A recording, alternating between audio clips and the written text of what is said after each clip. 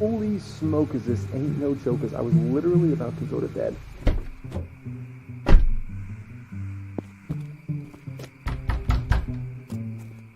Oh my word, look at that.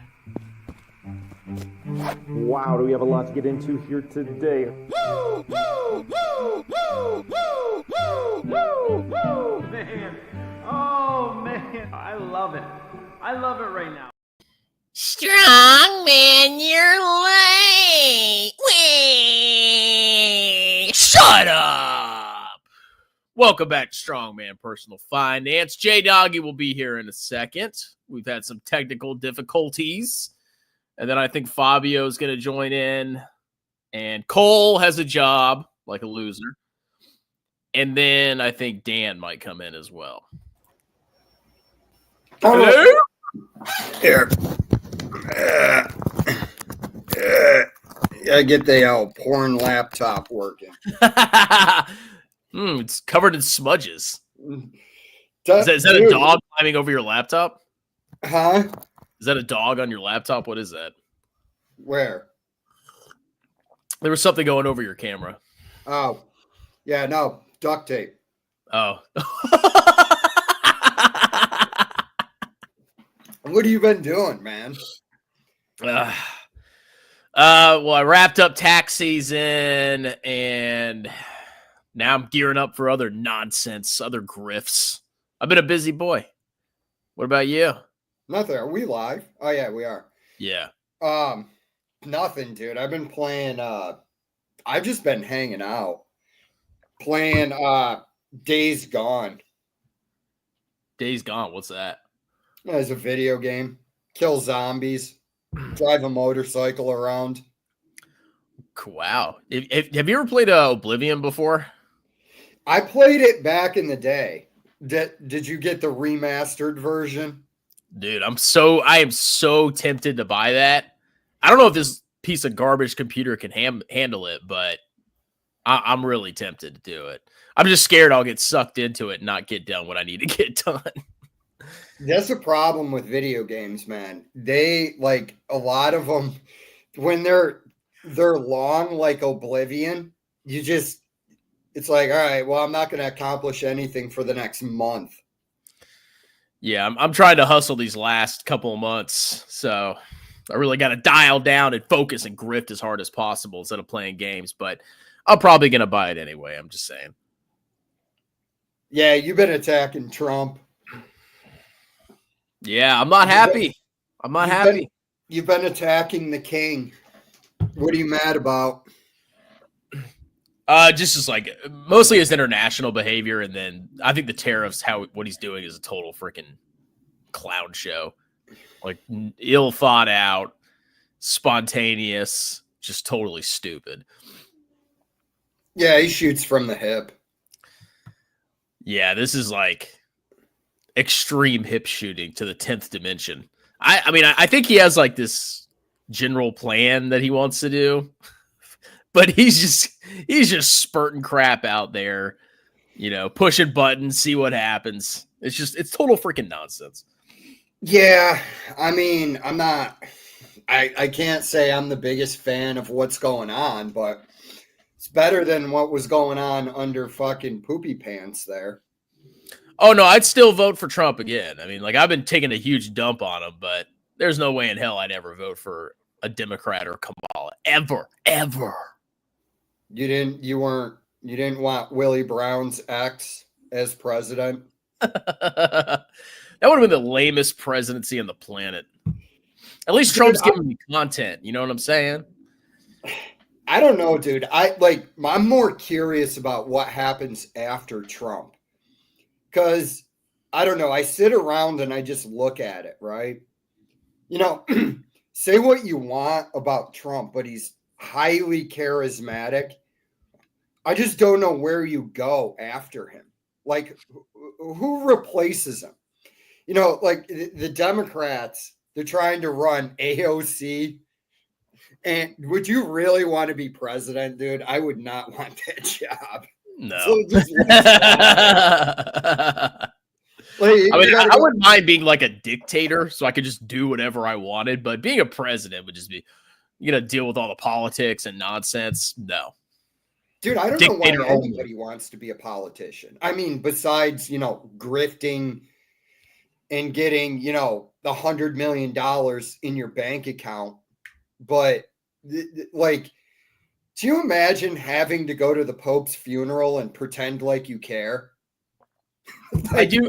Look, Jay, I care very deeply. I cried last night just thinking about it. Yeah, right. Just imagine sitting there at the funeral having to pretend like you give any craps about this dude. It's like it's the Pope. Like, I don't care. This has no material effect on my life. Look who it is. How you gentlemen doing? Fabio. Oh yeah, see, I'm the type of person I don't like being socially conformative, like doing these performances that you have to do in a polite society. I want to sit in my bathrobe and be shirtless. Well, I'm not going to people's funerals. I don't give a shit about them. Well, dude, it's all kabuki theater. Yeah, I mean, that's really what it is. It's just they're all friends behind the scenes. They all take, you got AOC. You can't even make it up. You got AOC and Bernie Sanders flying around on private jets, bitching about the oligarchy. And you're like, dude, like, whose money do you take? You take rich people's money. You want to see real chaos? Elect AOC to be the president. Oh, that would be chaotic that would be worse than Trump. Dude, if she won the presidency, I would be a fan of aliens just killing us all.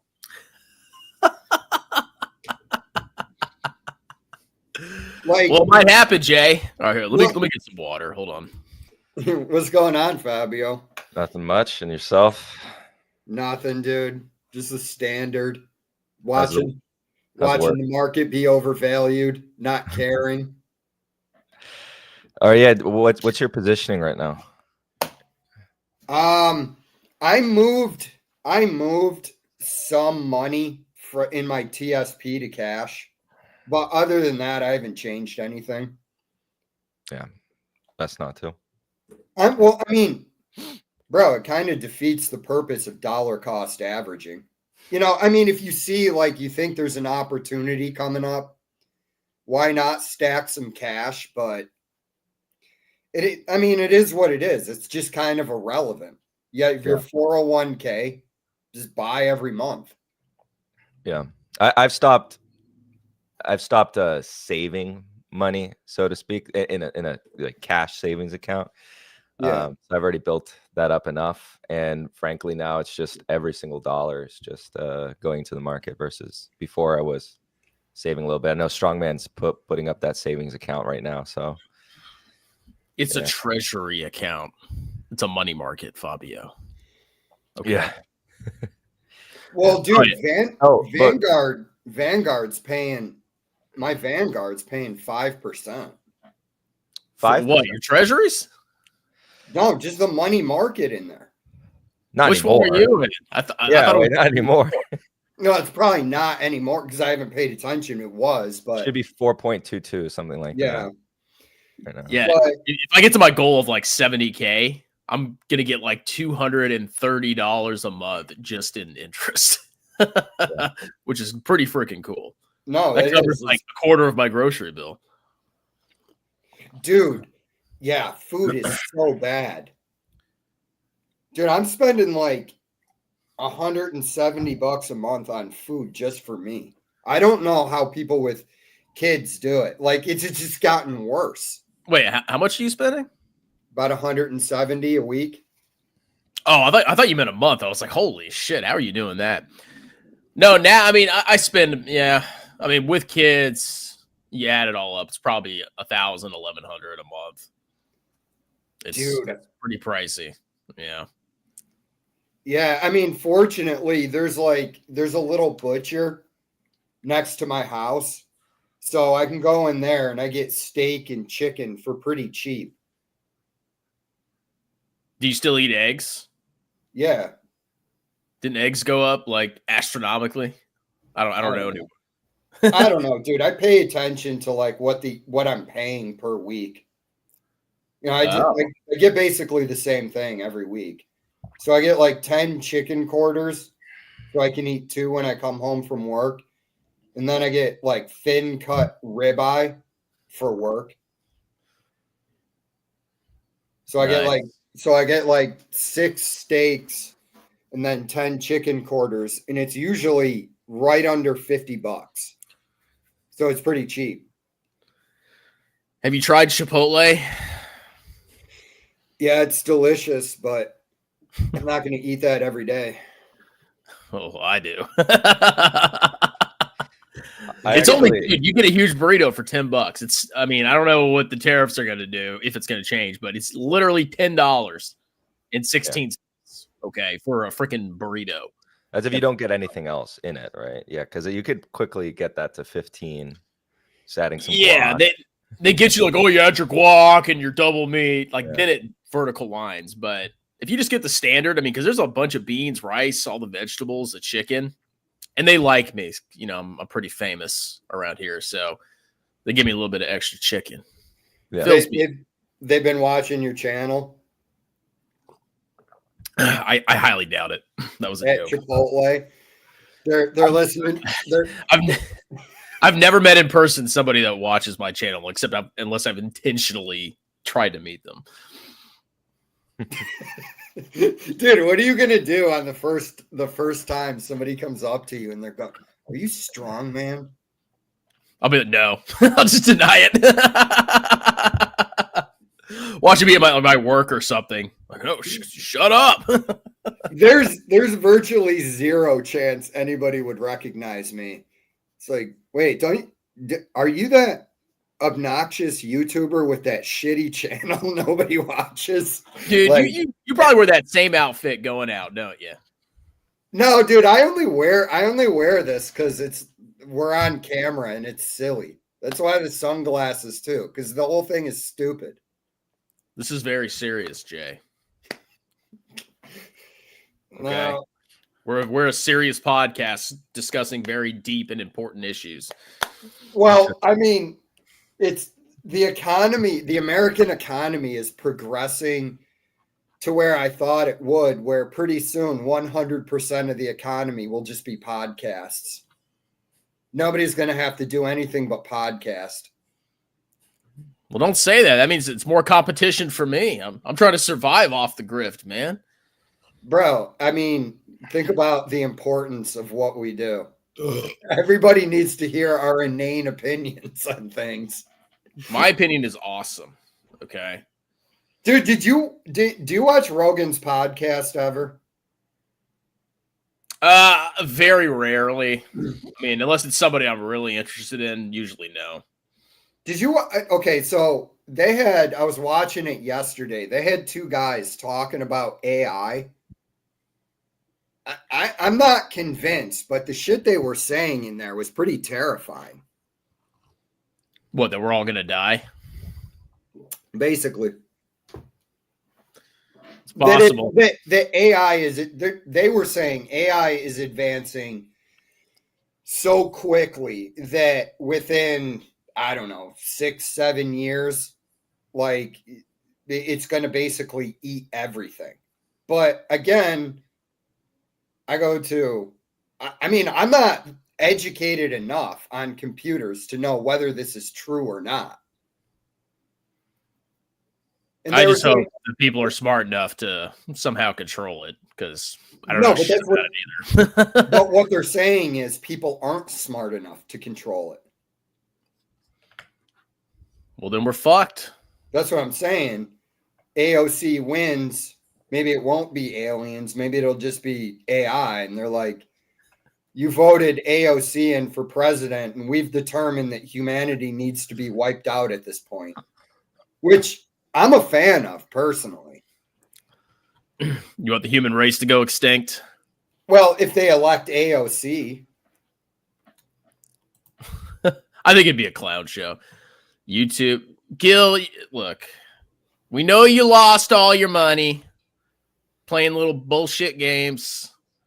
Send me whatever you have. I know there's a couple cents still in that account you can send over here, okay? I don't want to hear your freaking excuses. Why are you and Gil always fighting? Gil always attacks me. I don't do anything, dude.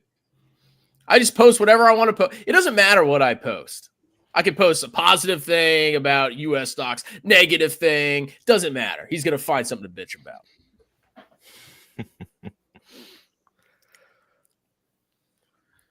Yeah, Are we waiting for Dan? Huh? Are we waiting for Dan? Or are we going straight? I don't know. Let me check. I don't know if he's coming. So Fabio, what have you been doing? Just hanging out? Work's been interesting with everything going on, but nothing unbearable by any chance. It's just like, rethinking how we get certain things and from where. But other than that, it's I haven't seen any signs of slowing down, at least in my local economy or sector. But I've heard from other people in housing related stuff. But that's the thing is, there's a lot of noise. There's so much noise. So in 2024, we already saw signs that, construction or new builds were showing signs of cracking. I think that was one of the first actual sectors of stocks to show, signs of cracking. And so right now, when people are saying, look, housing construction is slowing down, it's because of the tariffs. It's almost like, hold on, wait, pause. That was actually slowing down before. So we don't know truly if it's being exacerbated or not. Maybe it is. But last time we had the REUU Rabble, which I think you didn't have a REUU Rabble after that, where it was just, it's been a while. That was the top of the market. It was a hate stream. It was a hate stream on February 19, or I believe it was that we did that, or February 16th. Let me Google the exact top and I'll know what the date was. But the stream was on the 16th, I believe. Well, that's what I'm saying. The stream will be in the exact top. It basically was. And February 8, 16, 18. Yeah. So, it was pretty good. We but did it. Yeah, we caused it. It wasn't that it was set up for that. It's we caused it, right? And it'd be hilarious that Wall Street blames us for the market crashing. They sent the FBI after us. I became more positive since that live stream. So when we came on, we were all negative. It was a panel of negativity, clown market. But since then, I think I've changed my mind on some details, and because even though we're rallying a little bit, maybe debatably excessively, I think there are some material changes or differences than where we were before, in terms of like the setup, at least with relative on margin. There's this unwinding of a basis trade that occurred that was acting with a lot of noise and put a lot of fear into the market. I think I was going to tweet this, but I saw other people were tweeting it too. So if you guys haven't seen, Bank of America released the data on treasuries, and I can try to share my screen here. So I posted this in CM today. So yeah, we saw one of the largest inflows treasuries in a while. Yeah. So there was a lot of, I'll call it FUD on treasuries recently, and the dollar flowed down roughly, I think, about 5%, which it's done before. It was a big drop. Yeah, but it's done that before. And there's been narratives that have rhymed with the narratives that we're given now. It's done that 20. It did it before. It did it before COVID, and it did it before the GFC. Yes. And then following that, there was a nice rally in dollars. So all that to be said is like there's been, every time it does happen, it's brought up the fear. It's like, oh, is the United States going to lose reserve currency status? I am of the opinion that definitely not. We won't see that in our lifetime. We will all die before that changes. Just because the structure of the dollar. The dollar is the only currency alive today that can serve that purpose. No other currency can, because no other sovereign is willing to give up control. Well, even if we were losing the reserve currency status, if you look at the UK, the pound took almost 50 years to unwind from reserve currency status. It was like it started in the early 1900s, and it wasn't until Bretton Woods that it was really just done. So, I mean, I'm just agreeing with you. I don't know what's going to happen, but I just doubt that the dollar anytime soon is going to lose reserve currency. Yeah. Well, there were differences between the financial system of the UK at that time, being an empire. Like, it was more of a enforcement of imperialism rather than an enforcement of structure, or an enforcement of a system that satisfies a need. So that's the reason why the UK was the reserve currency status, is more of a function of its status as an imperial power, and the vast expansion of its empire. But with the US dollar, it's decentralized in such a way that it expands and contracts willingly with the system itself. Something that gold doesn't do. It's so, like, all the gold bugs who think we're going to go back to the gold as the main source of money. That's the problem. It's like gold doesn't expand and contract. Dude, so it would be too restrictive. That's what I wanted to ask you. What do you think is behind gold's rise? What do you think's going on? Could be a couple things. There was a lot of purchasing in China. I don't have that chart in front of me. Andrew shared that chart a month ago or so. And actually, Bitcoin, the number one reason why Bitcoin has been doing really well recently, China's been the number one contributor to Bitcoin. Okay. We can talk about that in a second. I shared that with Beater Stocks, if he's in the chat, because he brought up that question in another server, and I was going back and forth with him, trying to help him out understand this. But with China being a contributing factor to gold, but there's other factors as well. Central banks, there's a lot of speculation as well from individual investors in these turbulent times.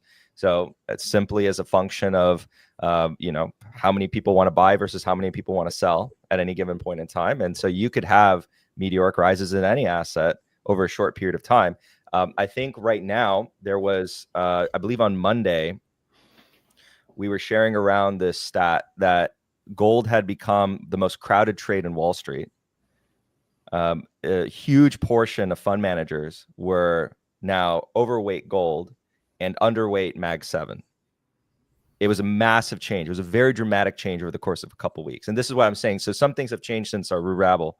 A lot of things have changed since our REUU Rabble. And it could be that people are going to be caught off sides again, because they're usually caught off sides. Because I think earlier people were using, like, oh, where are the majority of hedge funds going? And it's like, why are you even caring about that statistic? The majority of hedge funds are always caught off sides. It's a minority of hedge funds that are on sides, that are positioned correctly. So because if you look at the average performance of hedge funds across time, it's terrible. It's pretty abysmal. So if you're trying to emulate their positioning, the average, the aggregate, well, good luck. you're gonna emulate their average returns. But I think that data was from a week ago, but we discovered it earlier this week, like around Monday, Sunday. So it's from data from a week or 2 weeks ago. So yeah, everyone's been pushing to gold and selling U.S. assets. And we're not talking about everyone. I should clarify, money managers in aggregate, and not all of them, but in aggregate. Seems to be that's what's happening. But with Bitcoin having relative strength in China, or because of China, that has a lot to do with the system of. So when I talk about the U.S. financial system or any country's financial system, when I talk about China's, we have to put it in a completely separate bucket because it's so different. I like to think of it as like this black hole where money can go in, but it's actually very difficult for money to go out in the legitimate ways. And I won't get into Hong Kong and its importance, but there's Westerners. It's hard for people to understand. Venezuelans can understand this.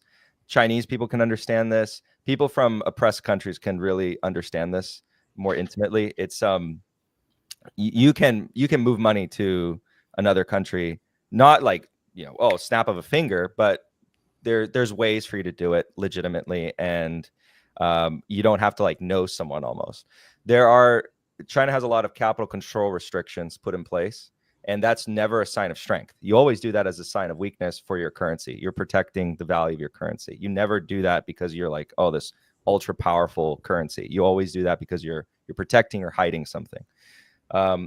China, in order to get money out, people have been very creative over the years: jewelry, artwork, bunch of things. And then you see this secondary effects in other countries like Canada, right? Why do you think so many Chinese people, they will buy real estate in the West? They're trying to get their money out as a store of value outside of their country, and they do it little by little. But how do you get the money out in the first place? You have to find these creative ways.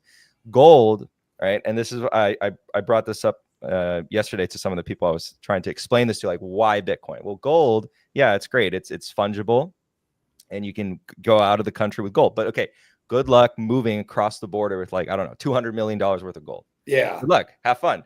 But you could theoretically do that. You could put in a flash drive however much you want of Bitcoin. And so as an actual product, as a utility, Bitcoin serves that purpose to people from these countries that for an American, it doesn't serve a purpose. Like, it doesn't serve that same purpose for the three of us here sitting and talking together. But for someone living in Venezuela who wants to get their money out of the country, and they're not willing to participate in the government system, or they're not willing to participate and be part of that form of corruption. And they say, I don't want to be part of that. I refuse to plug in, as they say in Venezuela, enchufado. I refuse to be enchufado. Then you're going to have to find a way to move around that system where you effectively have to, rub the right shoulders, grease the right wheels, etc. Same thing occurs in China, and this is the same thing for companies too. It's why I've always been very weary about the distinction of companies when I invest. Do they sell into China or in China? And I know that's like very trivial. It's like, what does that mean? Well, when I sell into China, I don't have to worry about these capital control restrictions ever being, dangled over me. But if I sell in China, I have that fear where there is, I believe, the thing is, it's talked about sometimes on Western media, but it's not emphasized enough. Used to be back in the day, like 2016 or so, 2017, some companies, I'm trying to remember if it was one of the casino ones, some companies had like a separate distinction of savings accounts or cash held inside of China and rest of the world.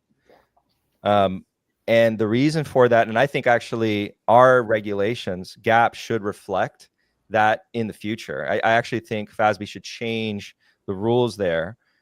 If I was dictator for a day on accounting standards, I'd say, because in the spirit of cash and cash equivalents, right, Chris, right, we want to reflect liquidity, right? Cash and cash equivalents is meant to be reflective of the most liquid form of assets. But technically, we could add some sort of additional classification for cash held in nations with strict capital control restrictions, because technically speaking, it's not the same as cash held in a Western bank. And so there could arise a situation where you get denied the ability to move that cash at a moment's notice. And so it shouldn't be viewed as liquid as something held in a Western bank. But all that to be said, it's like, company like Applied Materials sells to China, not in China. But a company like Apple or a company like Disney or a company like Starbucks, these are examples right off the top of my head of companies selling in China versus into China, or to China, sorry. And I think that's a that's a distinction that should be made. So you think there should be a separate line item on a Yeah. balance sheet because a company has some cash in China, or like a specific country that in countries where you have strict capital control restrictions. So I wouldn't make it blanket to China, because then that'd be dumb if China changes their rules one day and becomes more liberalized, and then another country is doing the same shenanigans, and then we're back to the square one where we're labeling that cash and cash equivalents as cash and cash equivalents. It shouldn't be like the same as restricted cash, something else, right? To just reflect to the investor, because in the spirit of the regulation of why we do those, why we do these distinctions, is to try to communicate to the parties that would read these financial statements what is the current state of the business. And so I think it's in the spirit of that, it would be an adjustment. It would be an improvement. So they could make that distinction if that's a risk they care about or not. I mean, dude, that sounds like total paranoia to me, because like it seems like a lot of people's opinions about China is that it's like this, authoritarian place where it's a black hole and they suck your money away. And I see it as more of like a country that is interlinked into the entire global economy. It's the second largest economy in the world. So I don't see this doomsday scenario where if you put money in China or you invest in China, that there is the slight potential that you could lose it all. Let's say, America starts a war with China, which I think we're doing personally. Okay, you could have some like total capital losses, but it's not North Korea. It's not this like isolated backwards, clown show where it's just total authoritarian communism, radical crap hole. It's a huge part of the global economy. So I don't see like how we have to have these like specific distinctions about China. And I think the reason that people do have specific distinctions about China is because they're a major competitor and potential threat to the United States, which is why we act in this aggressive, almost paranoid kind of way towards them. And I don't think that's a good thing, because what this eventually leads to, where I think this all is going, is a hot war with China, which would be disastrous. So explain more about why you think, like, I get a sense of like paranoia about China is what I'm trying to say. Some of that paranoia is justified, dude. They steal IP. They're not actually a good actor. But America is, right? No, I mean, no, but I mean, I'd take America over China. I mean, dude, all America does is they strong arm the entire world, and they abuse the status of the world reserve currency to run massive government deficits to fund a massive military. And if you do anything the United States doesn't want to do, guess what? You get sanctions. Didn't we seize Russia's reserves? Didn't we seize like $400 billion from Russia? Oh, dude, that was a dumb move. Like, exactly. So should we have a separate accounting line item in like foreign financial statements for money they put in the United States? Because the second you piss off the United States, oh shit, we're seizing your assets. But China might do that to America, which I don't think they're going to do. Well, what? Like, it's to me, it's like it's such a extreme. I think the American attitude towards China is a little paranoid and unjustified, because number one, they can't invade us. Number two, we can't invade them. They're a huge part of the global economy now. I think it needs to be more of an accepted thing instead of like this provocations and aggressive actions that we're taking. Because if we go into a huge freaking war with China, it's not going to be like, it's Afghanistan, we kill some goat farmers, some goat fuckers. It's going to be like mass casualties, global chaos. And there is a small chance that America could lose. I don't think that would necessarily happen, but we could. And then where do we go from there? Does the dollar still remain the world currency, or do we still remain the superpower? How many people freaking die in a war with China? I don't think it'd be a good thing. So I think we need to de-escalate what we're doing. And I think Trump will back down. I think he's full of shit. I think he's weak, powerless. He bent the knee in like a week. Hopefully he doesn't get to that point. But if we keep doing what we're doing, there is going to be a freaking war with China. And it's not going to be pretty. The whole point is to, yes, avoid a war. There was a Senate Arms Committee about 12 hours long where the general spoke in front of the Senate, and a lot of it was prevention. The form of prevention was used a lot, or the word prevention was used a lot. They have the date 2027 in mind. That's what the U.S. is set on, 2027, it seems. There were some, you see, like the problem is you don't know the sources, but the publication itself has had fairly credible reports in the past, so maybe you just take them at their word. I looked back at what they reported prior to the Ukraine invasion. It looks like they were spot on, trying to say that the West doesn't understand. That they make all these arguments, like they parrot what the West was saying, like why Russia wouldn't invade, and they were saying why it was wrong. So they did a breakdown of why it was wrong, and then of course Russia invaded Ukraine, and so they're making the argument that China, some sources say, is likely or unknown to invade potentially in 6 months Taiwan because of the rush of the timeline.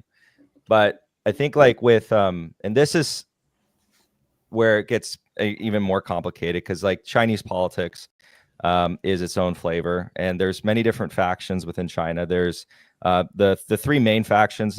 I can't pronounce the name of the third one, so I'll just call them the farming faction. But then there's the Shanghai faction, and then the Xi faction. Those are like the three primary factions. Xi faction is right now outward looking in is the most powerful. The Shanghai faction, the second, and then the farming faction is the third.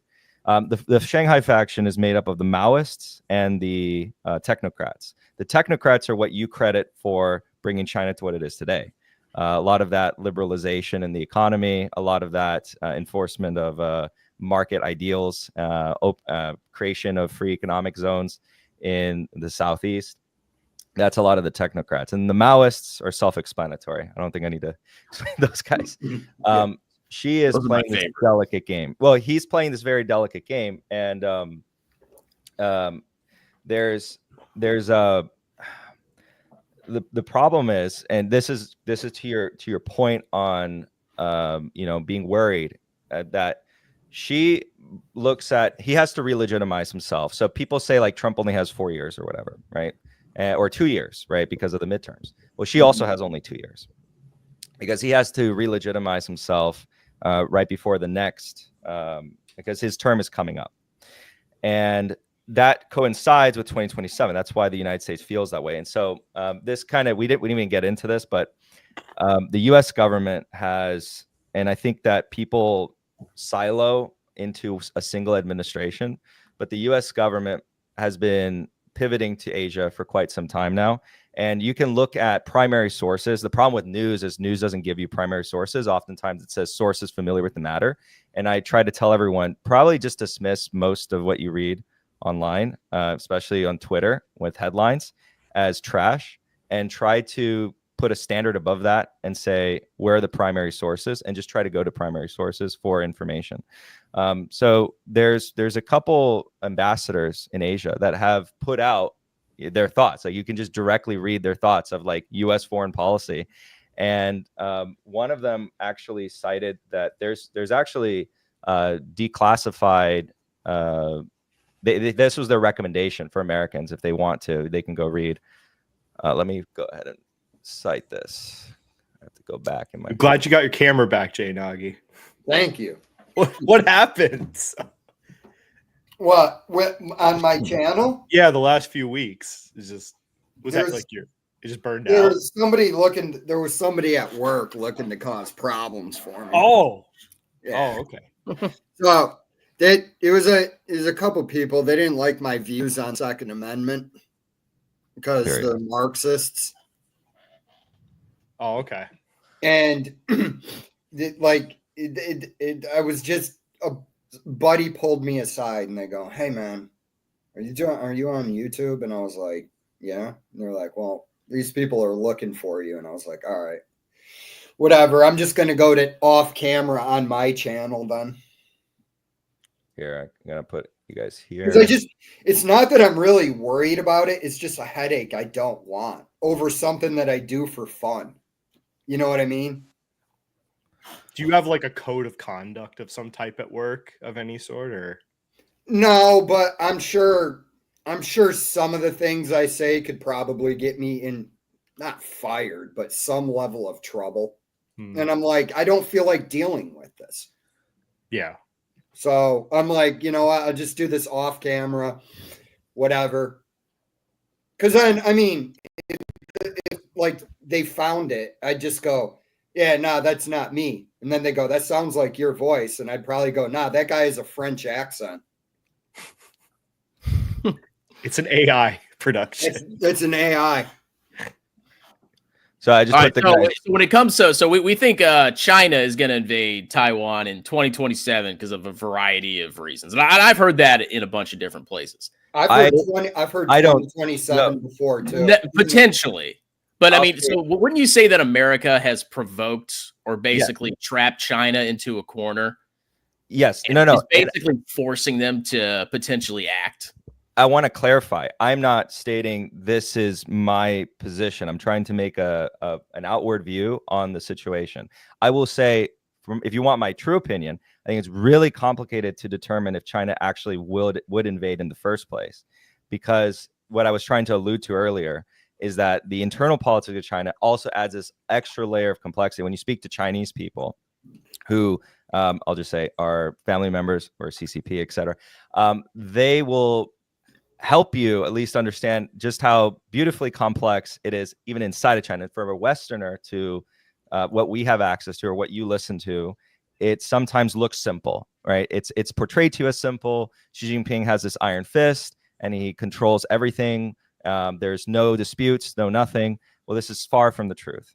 It is a very delicate game that he's playing, and there is faction politicking, faction infighting, purging always going on, and this genuine fear constantly of there's a funny interview from a CCP defector from 2017 or 2018 where he said the three things a CCP member thinks about is how many girls I take, how much money I take, and who kill me. That's a quote. Jesus. And Yeah, I mean, like I'm not saying I'm like a China expert. Like, there's 1.4 billion people there, and I'm sure it's more complicated than just like totalitarian one-man control. Yeah. But my core argument from this whole thing is I think Trump is being an absolute aggressive moron, and I think he's backing China into a corner that could potentially force them to accelerate any plans they may have to invade Taiwan. And that would be the full responsibility of the United States. So, I mean, sure, China at some point, they want the island. I got it. Okay. At some point, I'm sure they're going to go for it. But by Trump's actions, where he basically declared economic war on China, he is provoking potentially a global war. Because like I've said in other videos, it's not just China and the United States that are going to potentially start shooting each other. It's going to be the rest of the freaking world. There's so many actors out there that would love to have the U.S. distracted and cause war. And the ones you want to worry about are the Maoists. Okay, so the Maoists internally right now, their core argument against Xi, and they want Xi out. They say he's too weak. That he is. This is crazy. I know for us to hear, right? But they say he is basically not resisting the West at all. He is succumbing to everything from the West, which is wild because from your perception, for all of our perceptions, right? What are we looking at on our side? We think that we're just like, oh, no, nothing's happening. But that's one of their core arguments. They were viewing very likely, that this conflict in Taiwan would have been their opening to remove Xi from power. There's also like an extra layer of complexity in terms of like who holds power. Because like in China, we have the president, which is a position, and then the chairman of the party, which are technically two separate positions that are currently held by one person. The real power lies, of course, in the chairman of the party. The PLA is not the army or the military of the country; it's the military of the party, right? And then so here's an example recently. I think the Western media has finally started to report on it. The third in command for the PLA has been removed. He's been purged. The third in command was also a appointee by Xi. He's one of the people that Xi helicopter promoted. Basically, it was a lower level, much lower level, and then suddenly found himself in the third in charge. And he was in charge of the Eastern Command, which would have been the theoretical military arm of the military that would have invaded Taiwan. The second in command of the PLA, he is an appointee from Deng Xiaoping. And she had, I believe it was Deng Xiaoping. So chat, correct me if I'm wrong. And he was the surviving member of a few of the former members who were all purged by Xi in the prior years where we were, going, United States. So all that was happening in those years where Xi was basically installing his people into the PLA.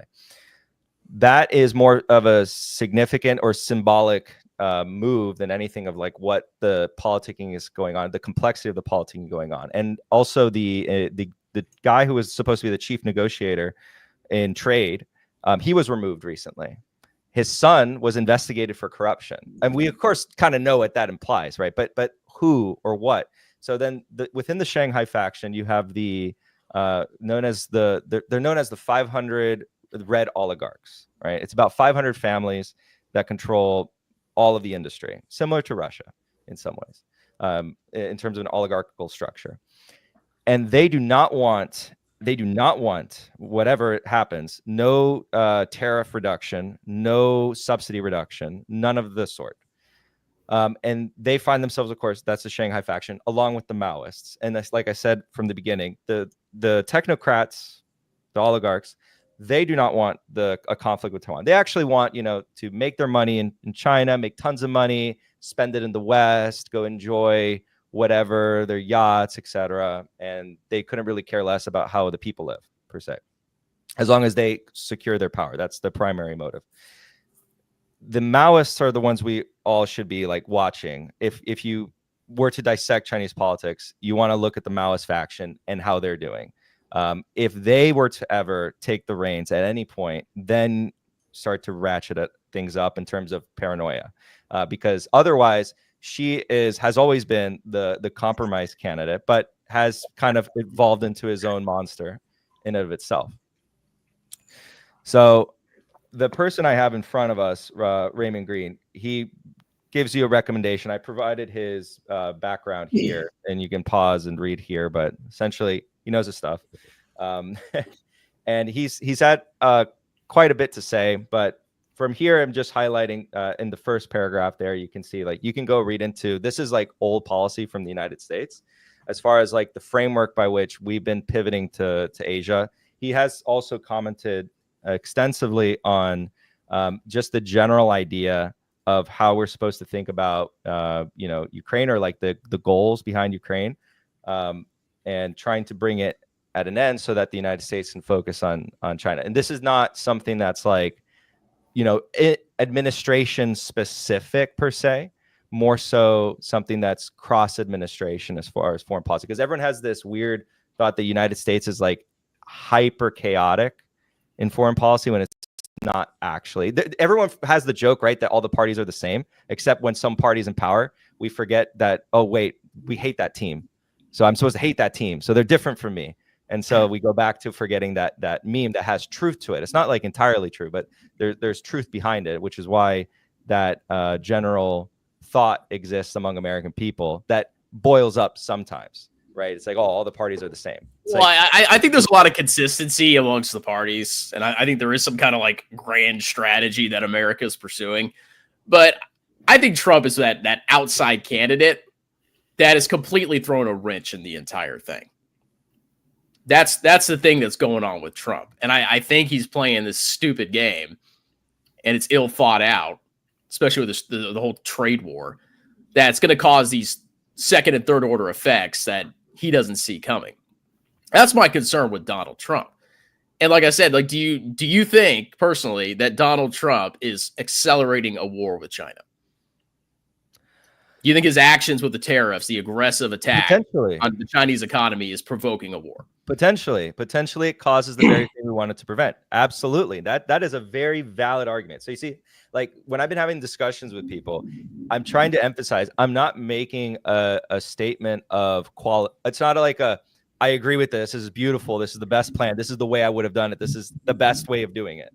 No, I'm trying to highlight what the intent is, because some people are arguing there's nothing It's like chaos. And then they're of course going to be always confused, always lost, always not able to adjust their portfolio accordingly, right? To say, I have no idea what the hell is happening at all, right? Because of course, if you come at from that approach, you're going to end up being that way. But there is an acknowledgement. There's a meme here. I think it kind of illustrates. Well, I think the argument here. Your argument implies that Trump has some grand strategy in mind. No, I try to read remove these stories that them. whoever gets to him first will change his mind and he'll like change and pivot. He has no grand strategy. There's no grand, dude. He is a chaos warrior, Fabio. It's just whoever gets to him and talks to him first, he'll follow that lead. And I voted for the guy. I supported a lot of the things that he did, but I am terrified of a war. Number one, and I think a lot of people should be shitting their freaking pants that this man is in charge of our tariff policy. I think Congress should strip that back instantly. It's not a presidential power. Like it's kind of ridiculous. I mean, well, it's been like, wasn't it like transferred somehow, or they allowed him to take it? But I know. Like, I think he does have a general vision. He thinks trade deficits are a ripoff. Yeah, which is fucking stupid. I mean, like, I get it. America has been deindustrialized. I'm not opposed to reindustrializing critical industries, but his whole implementation of it is just pure chaos. And then, he backs off as soon as the bond market goes crazy, and then he's supposedly going to raise them again. And it's just out of control. Tariff here, tariffs there, back and forth, back and forth. I think he's shooting himself in the foot by creating so much chaos that I'm actually watching like leftist YouTubers and MSNBC. I'm actually agreeing. I've never agreed with those people ever. I think they're freaking clowns. But in their response to the trade war that Trump is doing, I think they're 100% right. He's creating total chaos. Nobody would invest in the United States of America with a clown in charge that's just going to change tariff rates on a freaking whim. Like it's just madness. So, I mean, like I said, there's some kind of grand strategy. And if the grand strategy is to cause a war with China, I think that's ludicrous. I think that's ridiculous. And that's going to kill a lot of freaking people. Probably just as bad as World War II. It doesn't have to be a military could it be war. worse than that? It could be a different type dude, maybe I'm underestimating, but like, do we really want this? I think there's a better way to do this. Honestly, in my opinion, fuck Taiwan. Okay, I know we make our chips there. Let's make a bunch of factories back in America. Fuck Taiwan. Yeah. Let them take it. I have to kind of agree with you on that, where it's like, okay, I don't know. Are they going to take Taiwan? I mean, Fabio's probably he's more educated on this subject than I am, but no, it's like, dude, that's on the other side of the planet. There's no way. It's not happening. It's not happening. What, taking Taiwan? They would have to pull off an invasion bigger than Normandy. That's yeah, okay. Bigger than Normandy. Yeah, no, this is kind of my thoughts on it. Like, because I don't know. I don't really pay attention that much to China's military and whether they can take Taiwan. So what were you saying, Dan? I think people don't realize how complex a naval invasion of this magnitude would be, right? Yeah. And if you study Normandy, like that was such a huge undertaking by many countries, and the planning and the detail, a lot of it still could have gone wrong. But now you've got like Taiwan, it's further away than Normandy, right?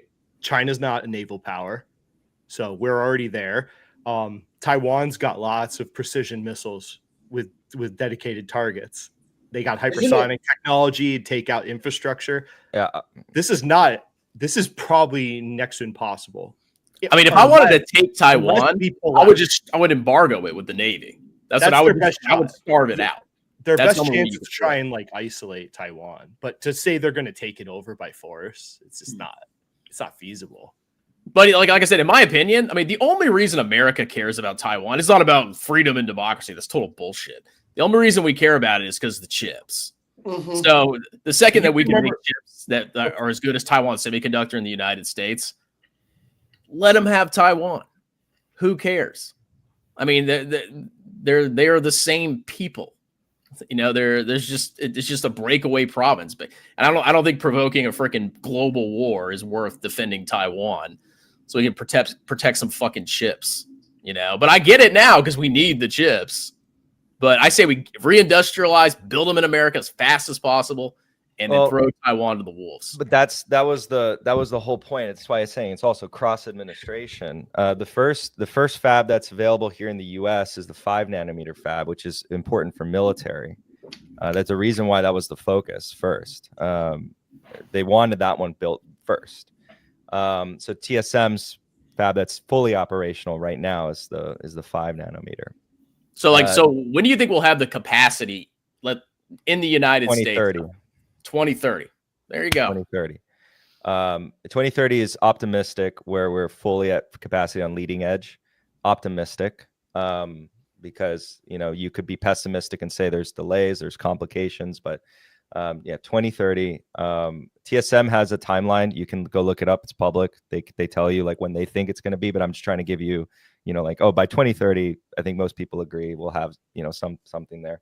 But even then, it's like it gets complex because everything we're talking about is complex. We're only scratching the surface of it. But geopolitics is like, I'm not saying I'm a geopolitical expert. It's insanely complex. None of us probably know what the hell's actually going on under the surface. Oh, but dude, I don't pay attention to this kind of stuff, to be honest with you. I know China. Dude, I would care about what Trump's doing to China. I think it could be a disaster. Yeah, I get that. But, China has other problems, too, that are coming up on the horizon. And that's problems that everybody has. And the problem of population. Everybody was worried about overpopulation. The real problem is going to be the fact that population is going down. Well, yeah. So I mean, if we're worried about competing with China, we know that they have population problems, and it's going to get worse and worse in the future. Why do we have to start a war with them? I've watched. We just wait it out. I've watched a bunch of videos on this. How accurate it is, I have no idea. But what a lot of people are saying is China's actually been lying about their population. The one-child policy, all of that, and they actually have less people than they're saying that they have. Nagi, silence. They would never lie. Right. Yeah. I'll do you one better. They've been lying about their economic size. Oh, that doesn't surprise me at all. But do you know by how much estimate? They're the only country, by the way. Yeah, but they are the only country that breaks the rule. So I have it. The guy provides a lecture. You can watch it for about an hour or so, where he goes over the study he conducted. What? Okay. What's the video? It's he does a presentation at the World Bank. He's let me get his name. I mean, but my argument, it always goes back to, if China's full of shit, I mean, they could be. Luis Martinez. Why are we so threatened by them? That's what I never understood. Is if they're such trash and they're so garbage, like, why are we basically isolating them? Getting allies all along their coast, trapping them into their own country, and then basically declaring war on them. It's almost like it's a dichotomy. It's like, are they trash and a huge threat to the United States, or are they imminently going to collapse? It seems like the U.S.'s actions are aggressive and basically trying to preempt a threat that they see of a China potentially becoming more powerful than the United States. If I knew China was going to collapse and now I was worried about them, fuck them, let them collapse. But I would have to start a war to do it. There's one problem though. So the fear is that because of the threat of collapse, that heightens their aggression because they're going to look for something to preserve. So they're going to have that preservation instinct. Like I don't want to die. I don't want to die. I want to survive. So then how do I get there? What's my final grasp? And just because they're not, the same level as the United States doesn't mean they're not dangerous. So it's like the same argument you can have with Europeans. All of Europe together as an economic power dwarfs Russia, dwarfs them. But yet you talk to a European, they're like terrified, right, of Russia. They see them as a legitimate existential threat to their way of life. And then you saw what happened, for example, when there was this, we're going to pull out of NATO, right? What people say it's 3D chess, and they're like, I hate that because it's the most one-dimensional argument in the world of what the administration did as far as spend more money on military or we're going to go out of NATO, or like say, spend more money on military. No. And it was across 4 administrations that it was asked. Obama, Trump 1, Biden, Trump 2. Spend more money on NATO. No. Maybe. I don't know. And then, okay, if you don't, we're going to apply it. And then they spend more money. And then the original ask is then satisfied, right? So that's the most one-dimensional form of argumentation, something that you would probably do with your small sibling. It's like, hey, give me that toy. No. Oh, I'll hit you if you don't give me that toy. Okay, fine. Here's the toy. Very one-dimensional, not 3D chess at all. But like, let's say China gets desperate, right? Let's say they're desperate. They know they're about to collapse. What could they really do to the United States? I mean, the only thing they could do is Taiwan.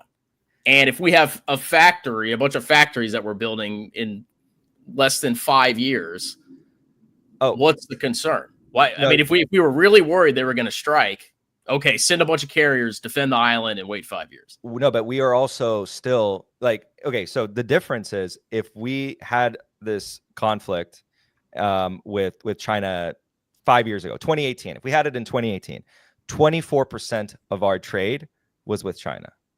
24%.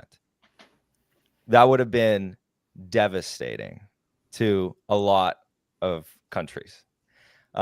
Especially because the United States is like the consumption fulcrum of the world. Also, the GDP is a terrible measure for a couple things. But I didn't even get, sorry, Jay, I know you asked for this guy's name. I'll get into it just a second. No, I just want to know, like, what was he saying about China's demographics? He's confirming that they're lying about it. Yeah. Oh, no. It's not. The demographics thing is like a foregone conclusion. This is more so about the economy, the size of the economy, and then using measures to then, like, for example, light output as one way. And even adjusting for all the factors, it comes to a determination that autocratic regimes lie about their GDP size. And then when you lie about numbers, let's say you grew at 3%, but you say you grew at 4% instead, or you grew at 4% and you say you grew at 5%. Do that for 30 years. And just like with investing, you guys know the math, right? If I get a return of 10% versus 12%, compound that over 30 years, what ends up being the effect? So, if they're lying, what are we concerned about? And also, why are we being so? I don't understand why we have to provoke global war because of this country that's about to collapse and is lying about everything. That's why the actions don't match up to the analysis that people are saying that they're about to collapse. I think the U.S. is threatened by China, and that's why we're doing that. And if we really thought they were full of shit and about to collapse, we wouldn't be doing what we were doing to them. Why does the United States even care what Russia's doing? Russia is the economy the size of Italy. But we're not declaring war on Russia. We're not basically pushing Russia into a corner to literally start a hot war with Russia. We do a proxy war in Ukraine. Yeah. But we're not provoking a global war and pushing China to invade Taiwan. But why would the United States have any, or Europe? Why is Europe conceptually afraid of Russia? Like, why we should talk to them and say, we should talk to them and say, hey, there's paranoia. Italy. It's paranoia and it's propaganda. And that's, I think the same thing is happening in the United States with China. Oh, yes. People here literally think that China can invade America. Like, they're fucking stupid. They have this huge paranoia complex about China. They can't do anything to us. The only thing they can do is invade Taiwan and basically screw up our chip supply. I agree with you. The only thing they can do.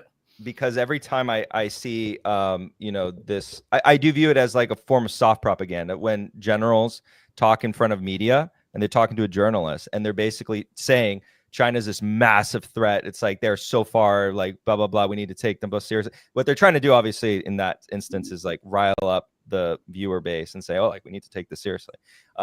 Because they want this like big motivational push to, let's say, counter the threat. But because they're the only next thing is what I would argue for what we're saying here is like they're the next thing. There's no other thing after that or before them that's more of a threat than aliens show up, like Jay. And, let's say I wanted to fight a war with China, right? Like, I get nations compete. It's all about geopolitics and power. I got it. I hate both of those people. My heart Holy out. shit! Sorry, they're both full of shit. I know Something, that he. what what do do you you think think is floated outside my realistic? house or what? But What do you think is a realistic agreement between China and the U.S.? give Oh, China Taiwan, and we No, keep no, Because trading. like China Here- said they won't even talk to us until these tariffs are dropped, and They're talking. well, I mean, We're talking behind they're the denying scenes. that they're There's back talking. They're channels. talking behind the scenes. Fine, No, but like, what's a realistic endpoint? Okay, so here's the optimistic. This is where I want to be optimistic, right? I want to be doom right now. Optimistic is that you just gave Xi Jinping a longer term, like in this next couple of years, but you gave him an opportunity just now to prove his next term without Taiwan. That's the optimist outcome right now. This is something that I was discussing with some of the Chinese folks. Is like he now has a way that doesn't involve any conflict, any hot conflict, because if he navigates this properly and he comes out of it saying the handling of China versus the West was beautiful from the Chinese perspective, he now has his justification for another term without Taiwan. And so this moment right now, and you want to be like, oh, the world's going to be kumbaya and nothing will happen. You know, the meme, like nothing ever happens. The guy points to the chart, nothing ever happens. This is that potential opening, which is the optimist in you should be like, oh, things will work out. China, the CCP will survive as it is. Xi will survive as it is. The Maoists will be pushed to the corner. The technocrats will get what they want. The Xi faction will get what they want. And Taiwan will just be there. And then we'll reshape our supply chains, kumbaya, for the next decade or so. That's the optimist outcome. But Strongman's other point is that internally, this is why, Jay, I was trying to say this when you were saying this earlier. It's like, it's not about confidence of the Taiwan invasion or not. I'll say this. The more you appreciate the complexity of Chinese politics, I believe the more confused you end up becoming, which is where I'm at. It's like, I have less certainty the more I learn about Chinese internal politics from the own Chinese people, the less confident of any prediction I am. Dude, we do this. We do this. Outcome.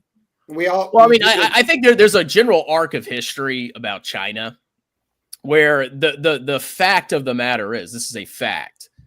China got basically the shaft up their rear end for 100 years, from like 1830 to 1930, because of foreign powers, the West and China.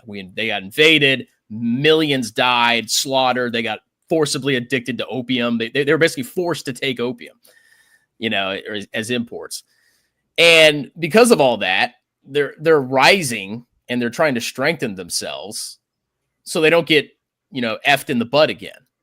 But I don't think they have this like global communist ambition conspiracy thing that they have going on. I think a lot of people, they're almost like they're replacing the Soviet Union with China. They think the Soviet Union was aggressive. They were expansionary. They were, you know, funding wars and communist revolutions around the world. And I think people think that China is like the next USSR, which is not the case. I think they're justifiably trying to strengthen themselves so they don't get absolutely humiliated like they did for 100 years, you know, between 1830 and 1930. And I don't see anything wrong with that. Oh, you know, the only thing that's wrong with that is if they threaten national interests, which is Taiwan. And if we can get factories made in the United States, no reason whatsoever to be so hostile to them. Because they're never going to invade us. We're never going to invade them. It's impossible. That will make them hostile. I promise you on the sense of like decoupling from them will make them fairly hostile. We don't need to decouple from them. We can, if it's a critical industry that's national security, I get it. But if we want them to make our freaking socks, I don't know why we have to have we should be able to freely trade with them, maybe place tariffs on stuff that's of national interest. But I don't think we need to do what we're doing. I think Trump's whole approach to it is ludicrous. And he's also alienating allies. Just his whole like disaster of international relations. I think it's shooting America in the foot, personally. I'm frankly disgusted by it. I think he's a moron in international relations.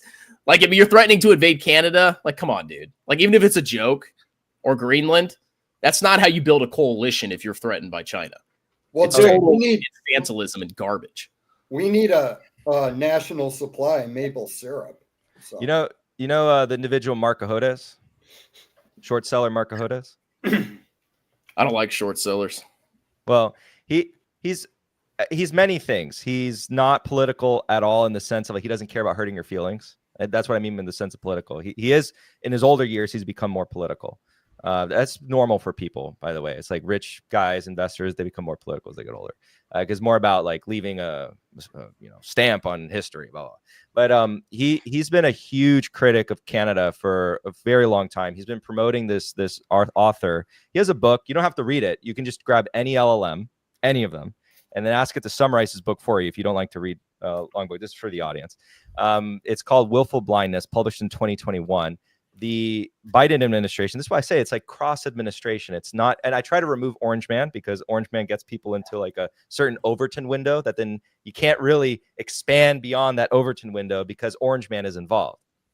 And I try to remove him from the equation. I got a little bit of TDS. I'm not going to lie. No, a little bit.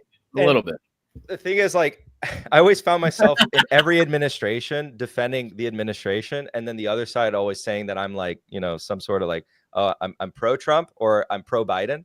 I find myself even now still defending some of Biden's actions in the past from Trump people in the server, like in my community. This is, I'm like, oh, well, no, I think like that wasn't necessarily authoritarian of Biden. It was like, there made sense why he did certain things. But anyways, so he went after TD Bank for money laundering for the cartels. This is something that I think Americans do not appreciate. It's like the cartels, which are now designated terrorist organizations, which again flows with the line of thinking that if you're trying to counter China, you're also trying to counter their other operations by which they then infiltrate and attack the United States. The cartels being one of them. And some of the Mexicans in the community are also like, what the fuck is going on with the Americans that they are just like not appreciating the threat of the cartels? Because they do present a very substantial threat that you need to appreciate more, not less, more. And so now that the United States has designated them as a terrorist organization, there will be some, ways to counter them that before the authorities had to counter them with one arm tied behind their back because they weren't a terrorist organization, like we would do with Al-Qaeda, ISIS, and the like. And then, so again, going back, Biden administration. So again, Orange Man is not even in the picture. The Biden administration went after TD Bank for money laundering for the cartels in Canada. And the author and name, again, you can read the book or you can LLM it and get a Spark Notes of it, but I recommend to read the book. It's by Sam Cooper, published in 2021, before this was political. Unfortunately, now that it's political, everyone's picked their side. And they're like, it's against my team or it's against the team I don't like. So therefore, I'll disagree with it no matter what. The point of it was showcasing or highlighting, and he's an investigative reporter for context, the willful blindness of certain countries, mainly Canada, to turn a blind eye to certain things that underground criminal organizations were doing that were at the end of the road supported by the ding, ding, ding CCP. And there's been a lot of, and I understand a little bit more intimately through the Mexican perspective and the Venezuelan perspective for obvious reasons. And there is definitely it's not something that the United States, once it cares about it, it won't be a problem. But for a while, the United States just like had its like eyes turned away from it and was giving just like a complete blind eye to what was happening. And there was always like this feeling like, oh, the Americans are so stupid. They just like, we can get away with all this stuff. They just don't, they won't do anything about it. But I was, I would take the other side of the bet. It's like the United States can look stupid sometimes, but then like when it does refocus its focus on you, it's Jover, or it can be Jover. Maybe this time it's different. But yeah, Venezuela has been integral as far as like, this sort of extension of Chinese power in our backyard, as well as Iranian power, because Hezbollah has as a proxy of Iran, has some interesting ties there, but mainly China. And the original disagreements, of course, with some of our closest neighbors is in large part, if you really break it down and you look at some of the demands being made, has a lot to do with the alignments they've had, not indirectly and indirectly, because there's overt corruption within the government in Mexico. there's different factions. Like, okay, now if we introduce Mexican politics, you want to make everything complicated, start introducing Mexican politics into the mix. And Mexicans in the chat, you guys can be like, hell yeah, it's very complicated. Yes, it is. And you'd have many different factions that think different things, but in general, they'd rather be rich, and there's a lot of money to be made with a friendlier relationship with the United States rather than an antagonistic one. And some of those who have true power, not like fictional power, true power, would rather keep those alignments, and they'd sacrifice the low life criminal and in order to keep that relationship or expand that relationship. But even though in the prior situation, they might have either turned a blind eye or even participated in those same criminal acts themselves. But they would rather have legitimate, massive amounts of wealth than illegitimate, strong or sizable amounts of wealth. So do you believe like there's this huge CCP infiltration of, Canada, all the South American countries? Like, do you see a huge threat there, or like what's going on? Threat, it would be if the United States just like lets it completely fester, and it's assuming the United States isn't doing something about it themselves, which I don't have information. None of us do. The only thing we do know for certain, for example, within Venezuela, I can tell you that the CCP that's a victory for them. That was an example of a victory.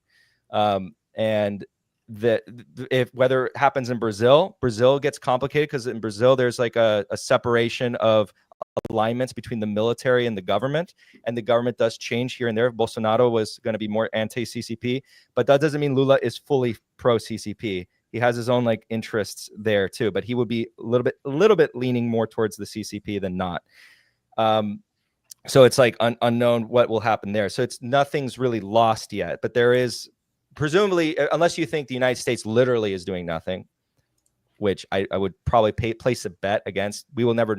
Well, we might find out in the future, but we don't know now exactly what the U.S. is doing.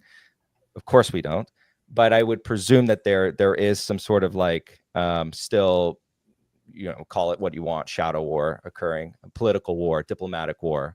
But within Mexico, it was very overt. Within Venezuela, it was very overt. And with Canada, it is fairly overt, especially if you, look at a lot of what Marco Hodes has been highlighting over the years or so. My whole argument is like I just feel like people are too paranoid about China. Every government that's powerful is effing around with every other country in the world. So there's going to be Chinese influence in America. Of course it's all over South America. I'm sure it's in Canada. The same thing is happening with America in Southeast Asia. I mean, we literally built a string of alliances where if you look off the coast, we've surrounded China with a bunch of allies as like a containment, and then we're friendly with India, which is on China's border. So I don't know. I just get the sense that Americans are seeing China as more of a threat than they actually are, and that leads to irrational hatred and paranoia of China, which eventually leads to a war that is not necessary. And I think Trump is pushing us towards that, being an absolute moron. Oh, well, I mean, can I just say Biden, in many respects, was also very antagonistic to China.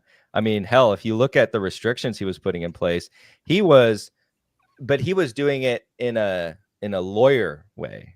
He choked out their tech industry, except you could argue now this administration is continuing on those policies because it's not his idea, right? That's the thing. Remove Orange Man for a moment. It's cross administration, and it's not as inconsistent as people might think. I like to say in U.S. politics, you get the chicken wing, but this time you're going to get a chicken wing with teriyaki sauce. This time you're going to get a chicken wing with buffalo sauce. This time you're going to get a chicken wing with spicy teriyaki. I mean, well, America's been taking actions to contain China. Like, I know that's been happening, but the Trump escalation is like astronomically. It's more of a threat because basically it sounds like the plan is okay. We're trying to destroy China is what it sounds like, because we're first gonna basically stop all trade between America and China. Then we're gonna get all of our allies to stop trading with China. They're an export-driven economy. Like, you're literally threatening the survival of the Chinese government and, in a sense, the people. Yes, with the actions that we're taking, and it's super aggressive. I agree. That's the issue that I have. Yeah. I personally, like, I guess I'm a liberal, okay, whatever, but No, I don't feel super threatened by China. Obviously, nations are going to compete. They're never going to invade us. We're more powerful than they are. I see no reason whatsoever to be so hyper aggressive against them instead of us just, being global competitors, which has been the norm throughout the world. There's no reason to do what we're doing except to protect the freaking chips, which we're going to make in the United States. And then once that's done, okay, what's the problem with China? What are they going to do? Nothing. So why be so antagonistic and aggressive towards them when I don't think it's necessary, especially if we think they're going to collapse in the next 10 or 15 or 20 years. There's no reason to do that. I put doubts on like the collapse argument that some people put out. I know that where it comes from. There's a lot of people that think, China is going to collapse. It's not even, I don't even think it's collapse, but it could be that, like, the question that I think people have is like, will this weakening of China, this turmoil, cause them to be more aggressive? And by which case, some say we need to prepare for that aggression. And then the other argument is, by us preparing for that aggression, we're going to cause them to be more aggressive. So then there is a legitimate ask people have is like, is the timeline going to be, there's multiple ways where we get aggressive China, and we don't know what way that stops that. So like right now, let's say this never happened. China was going through an economic depression, equivalent of one. You can look at it through either their bond market. So looking past what the CCP says verbally, there's a lot of things you can point to. China's tax income, right, doesn't align with their GDP growth stats. It doesn't add up. Of course, here, Jay, we're going to circle back to this. The guy's name is Luis Martinez, and he has a presentation at the World Bank where you can watch it, and it's 55 minutes. It's not that long.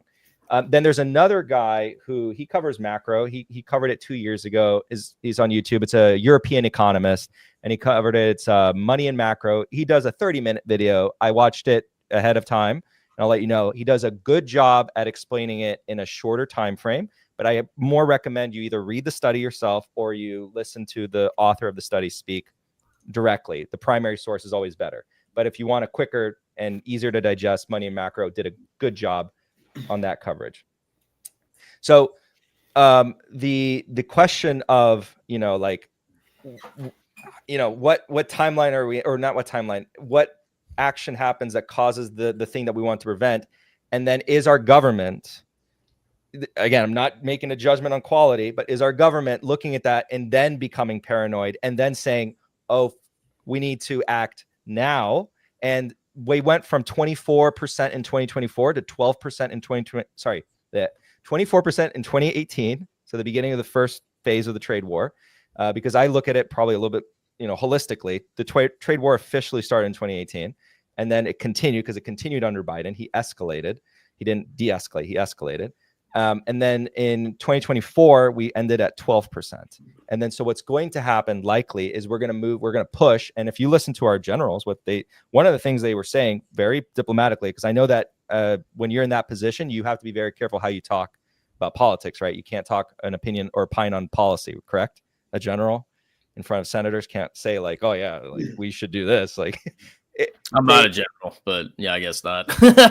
I wish I was a general. Because you got that vibe from them when you're listening to them talk in front of these senators for 12 hours, that they're like walking on eggshells when the senator kind of asks a political question. They go, and then it's like, wow, it's a whole new way of, opining on something. But a lot of the comments were like, yeah, there's this concerns that, some of our industries are heavily tied to them, and the United States should look to slowly change that, so that if something happens, the United States economy doesn't just suddenly go blah, like the store shelves are just completely empty now.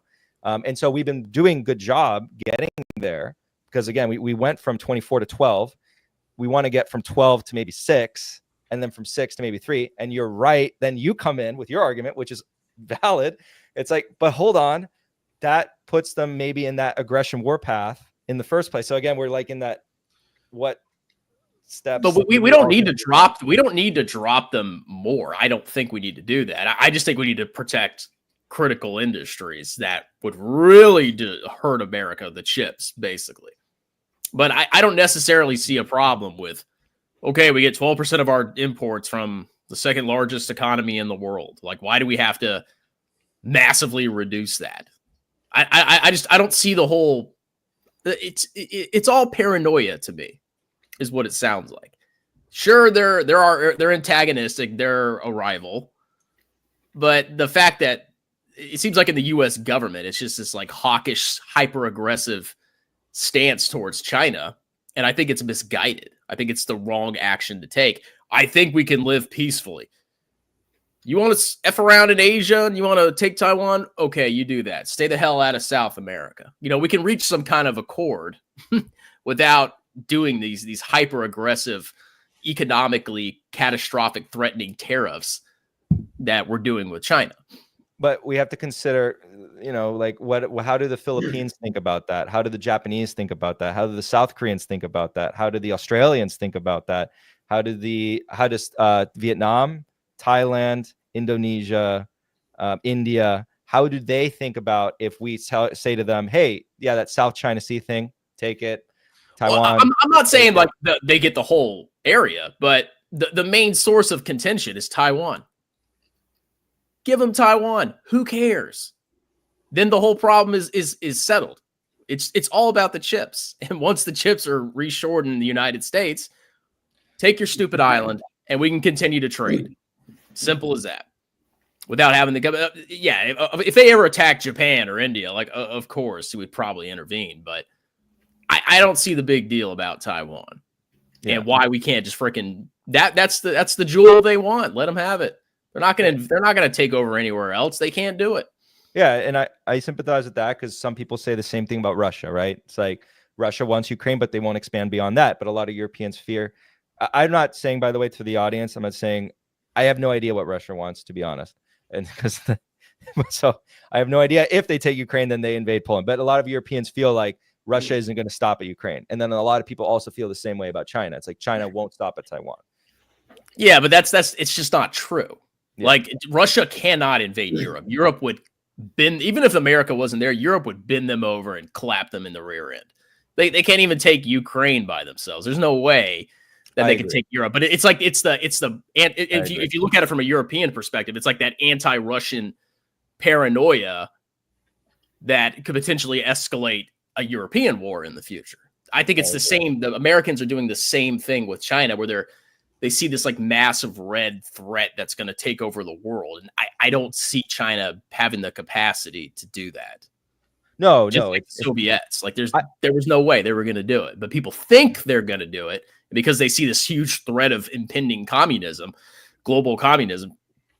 They provoke a war with China, which I think is a stupid thing to do. I 100% agree with you on that. I don't even think that the person that isn't here to fully represent that argument would argue that either. So trying to think so someone who says this is the right action, they would say, that it's not about like a total loss or anything, or that China will win or that China will take over. It's that it will enspew the chaos that then causes a lot of damage for a generation. We'll have like a generational worth of damage done to the global economy, because that's what we would do with the war with China. Yes, like starting a war with them is what would literally, like, I wouldn't say end the world, but I mean, you could see hundreds of millions of dead because yes, I've talked about like different places that are flashpoints. It could all get very bad very quickly. I don't think people appreciate this. I guess I don't know if they don't read history or they just they think it's impossible that it could happen, but it definitely could. And I think Trump, is being the absolute turbo clown that he is pushing us into this potential war. And at the same time, he's like, I don't get his attitude and how he's supposed to rally an alliance against China by tariffing everybody else and then just being totally disrespectful. Just like, basically, like I always say Marifat, he's got that attitude where he's just like, I'm an arrogant man. I can do whatever I want and say whatever I want, spit in people's faces, and then they're going to be my little bitch. That's kind of his like attitude towards the rest of the world. And it's just not, it's not a good thing, in my humble opinion. I don't think it's going to work out for him, but I feel like optically, yeah, it looks like that. And I'm willing to make that friendly bet. And also in it, you know, just like for capital allocation, that the world 2 to 3 years from now will move a lot past this, and the US is not going to abandon its alliances. In fact, if I just listen to primary sources, because this is something I was, you know, having conversations even with Dan, there's certain people you kind of want to ignore and have noise. And notice that the two people, we didn't have this conversation. I wish we went live like a month ago, but it was Navarro and Lutnick, who are just like basically noise. They're mega noise. Like everything they say, you can effectively ignore because it never translates into longer term policy. Besant is going to give you stuff, but not really the full picture, just because, of course, why would he? But there's unreliable narrators here, and I think even, you know, Bill Maher, right, when he went to the White House, he came out, his conclusion was they two different people, when the camera's on, when the camera's off. And that's something that I think people should not like dismiss entirely, right? It's try to, you know, think about that for a moment. It's like what that implies. And actually doesn't imply something very good. It implies that when he communicates to the person, he thinks that it's best to put on this like stupid persona, right? And like when Besant speaks, you can see even from the European audience almost goes like, oh, like when he had this speech just now with Bloomberg, or not speech, but like a conference with Bloomberg and an interview, subsequent interview. A lot of the European audience is like, oh, you know, this is like, wish he was president. He's so presidential. He's so calm. He's so unifying.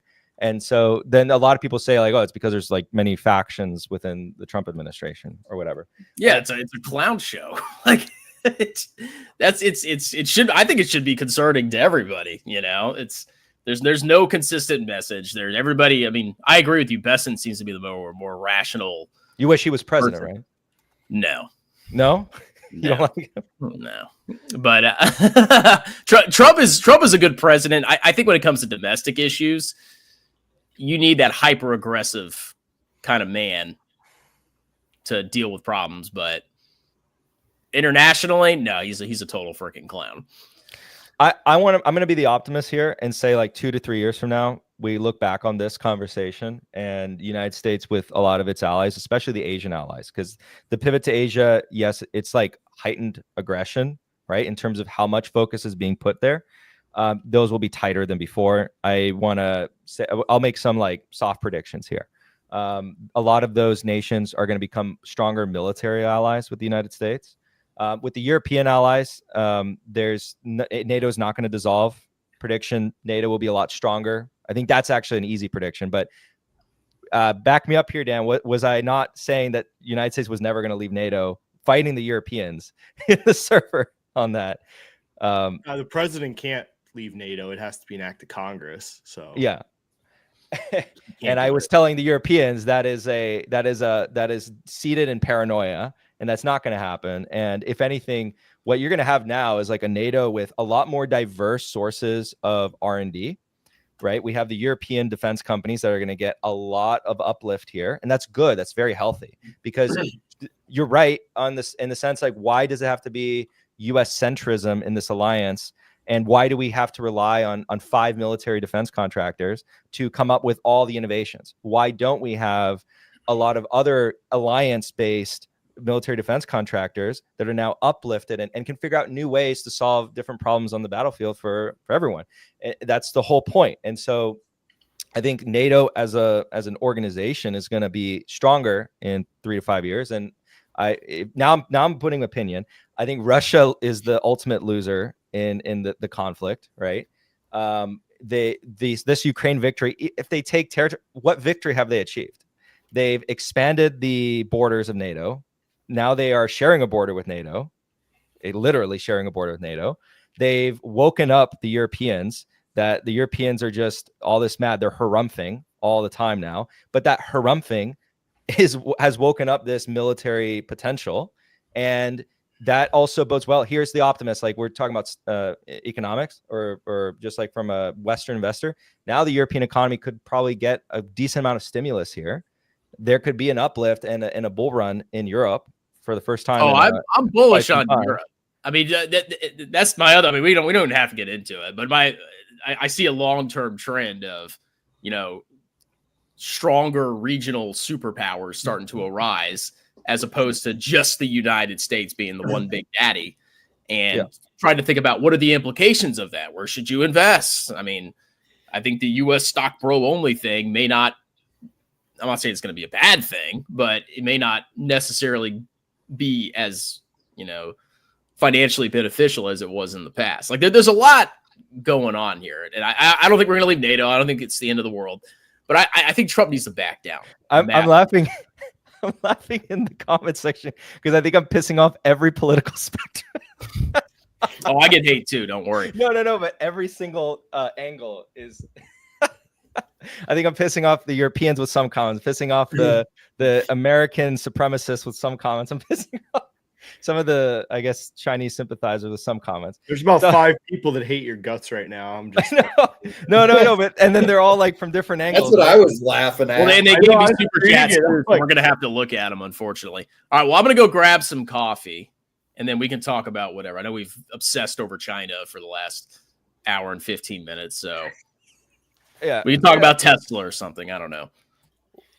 Oh, you're gone. I can address some of the comments, I guess, but yeah, the that's what I was laughing about the whole time. I was just reading the comments. It's like this guy's retarded. This guy's retarded. I hate your guts. Go fuck yourself. It's like, okay. Hey. No, hey, Fabio. So without a 45-minute explanation, so I got you. The demographics crisis, like, what is it? How serious is it in China? Because I've watched like a ton of videos on this, and a lot of it's just noise. Sorry, I'm also laughing because I'm a neocon as well. Well, no, what I'm saying is it like the worst case scenario, middle range, or not that bad? I know the one-child policy screwed up China, but the population thing is. It's an issue, but it's not. If it was just by itself, it's not like. And they're drowning in debt on top of that. Yes, we didn't even get into that. Yeah, a lot of the debt's regional, and so if you include that, it's pretty bad. On the GDP question, right? The thing about the United States that people do not appreciate, and so for the American supremacy, you'll like this part. The Europeans are going to get mad at this. So I'm sorry. I'm going to piss off every group at least once with something I say. Whatever. You can't make everybody happy. The GDP number for the United States is probably, if you want to be precise or accurate on like what the true economic size is very misleading, because if you look at the equation for GDP, it doesn't account for a lot of the soft value or the immaterial value, which United States, that's where a lot of the value is. A lot of the value. And it's already like insane because the GDP figure is so much of the globe. But when you include some of the intangible assets in there, you start to get into a stratospheric level of economic size. And by comparison to other nations, it becomes overwhelming. Where this is like where the doomerist argument on the debt is the pushback. There is a legitimate pushback when you say like, United States is too indebted and it's the end of the world. Like you're in our lifetime, we're going to see this insanity. The pushback there is that you're looking at GDP. And this is again the problem with why Buffett doesn't use this, the old Buffett indicator. It's now needs to be adjusted because GDP it's not a problem with what GDP is trying to capture, except that a new form of value has been created in the world that we need a new way to take GDP because it's good for what it's measuring, but then add something else to it on top of it to get a better picture of the true economic size. And so the United States being a quarter of the global GDP is actually understating it. is what I'm trying to say. Okay. It's higher than that. It's quite a bit higher than that. I don't buy it. I mean, I honestly, like, I'm sure you've seen my videos. I really think the United States is just running these huge deficits, and it's creating this bubble in America where everybody thinks that we're like exceptional and we have magic soil. And of course, there's benefits and good things in the United States, but it's mostly propped up by our government, which can just massively overspend because of world reserve currency, whatever. But it all just seems fake. It's like, are we really powerful, or are we just lucky enough to have the world reserve currency where we could do these massive government deficits forever into the future and we don't get screwed over by it? That's kind of how I see it. And then, I look at what Trump's doing. Every action that he's taking is going to explode the government deficits. I don't see any actions he's taken except Doge. Okay, Doge, whatever. I don't think that's as successful as people think, but he's gutting the IRS. That means collections go down. He's cutting taxes. Collections go down even more. It sounds like he wants to ramp up the military, potentially to fight China. More spending on the military. I'm not touching Social Security. I'm not touching Medicare. It doesn't make any sense to me what his like fiscal plan is. I mean, like, what do you think about what he's doing? You think there's some kind of plan here, or it's just all? I think, bro. I think this. I think a lot of people are overestimating what Trump can do. To be honest with you, right? I think you have this machine going, and most of the projections are about a 7% deficit forever, and like.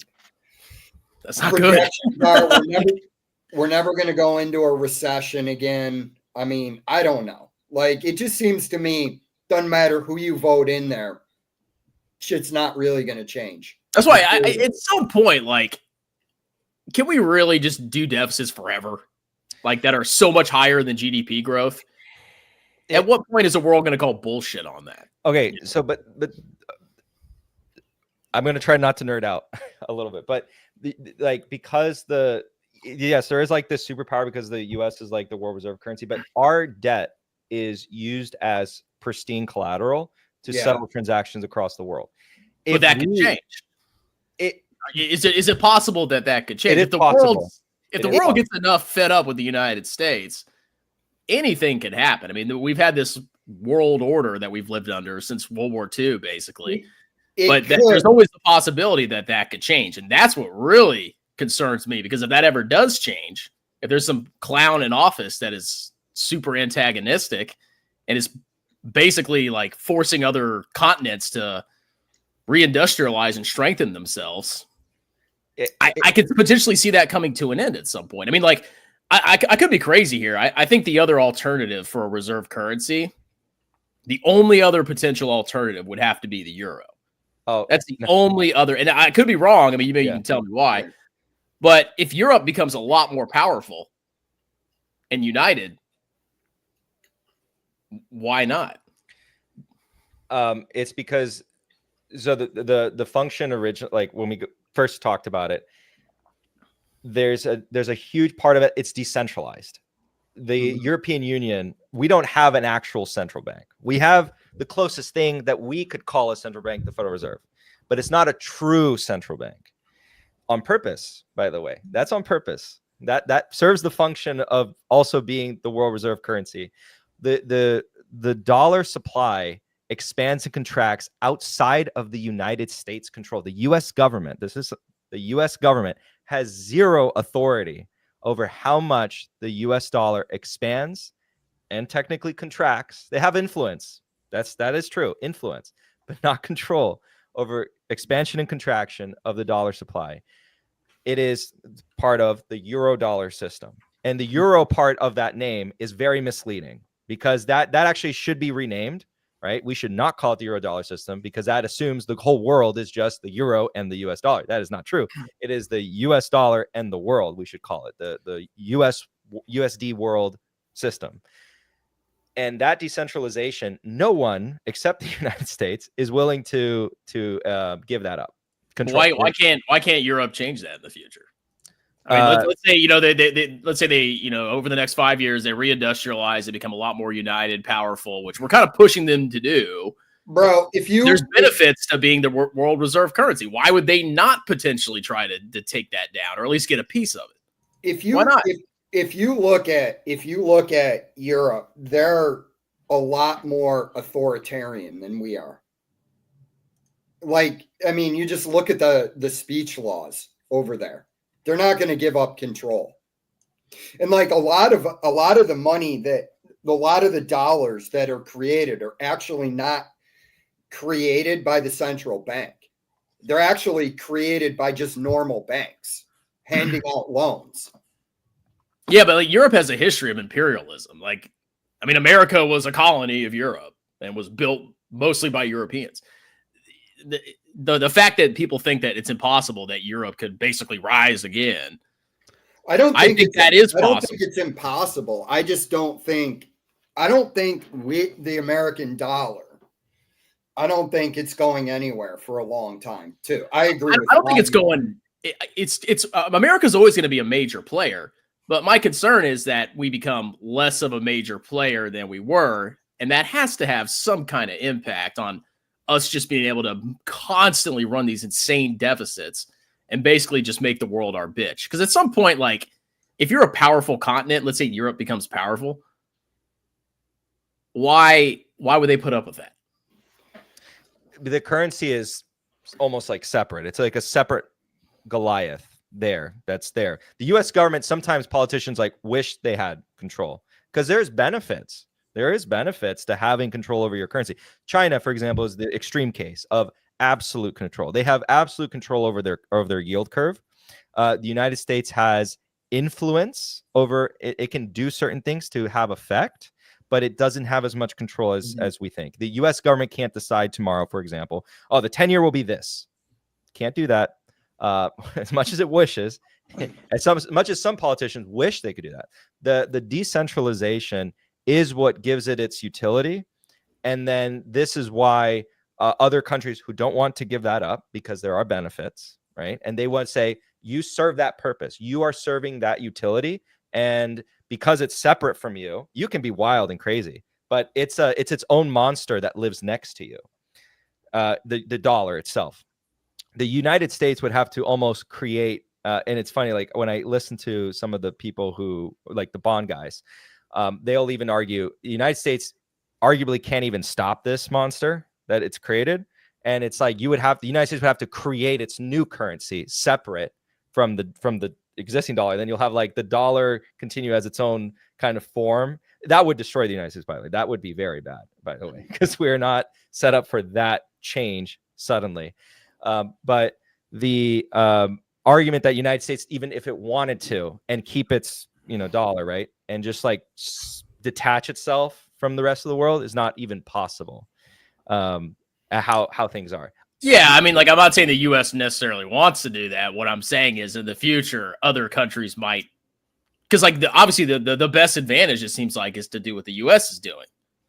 No, obviously but if you look at it, we are the global superpower still. So there seems to be, like, if you wanted to potentially usurp that power, you'd potentially want to do that with your own currency. But China, for example, they would never, ever want to do that because the decentralization has a lot of other implications to it. You have to liberalize quite a bit. Mm-hmm. The CCP, that's the last thing they want to do. Well, I'm talking about Europe. I mean, I don't think China would necessarily do that, but Europe. Same with Europe, though. Europe does not want to liberalize to that extent. They want certain other things. I think one of your members in the chat is actually talking about the differences in viewpoints of life. Like Informer, I think correctly. This is the philosophy of a lot of Europeans. They're like, oh, I don't want to be the richest guy. I just want my my check, my to do my walk, to do my coffee in the morning, to do this, to that, to this, that, live, breed, sleep, die, and that's fine. Well, that's because they're protected by the United States. I think when you threaten a continent, whether it's BS or not, with the Russians, it changes your mentality. And then you're no longer a big daddy United States, just taking care of everything. That can reawaken a lot of things in Europe. I mean, I'm not saying this is going to happen next year, but the long-term implications, I just don't see what the U.S. doing. I don't think it's going to be sustainable forever. I don't know when it's going to happen. I would be terrified to place all my bets just on that. Everything has a life cycle. If you go out 1,000 years, I don't think the United States is going to be country it is today, but I'm with Fabio on this. I don't think that we're going to see the problems that a lot of people are throwing out there in our lifetimes. Let's hope not. And I mean, the worst case, say, okay, what we'd have to do is massively reduce government. I mean, that's all Americans and also we would have to change our consumption lifestyle too.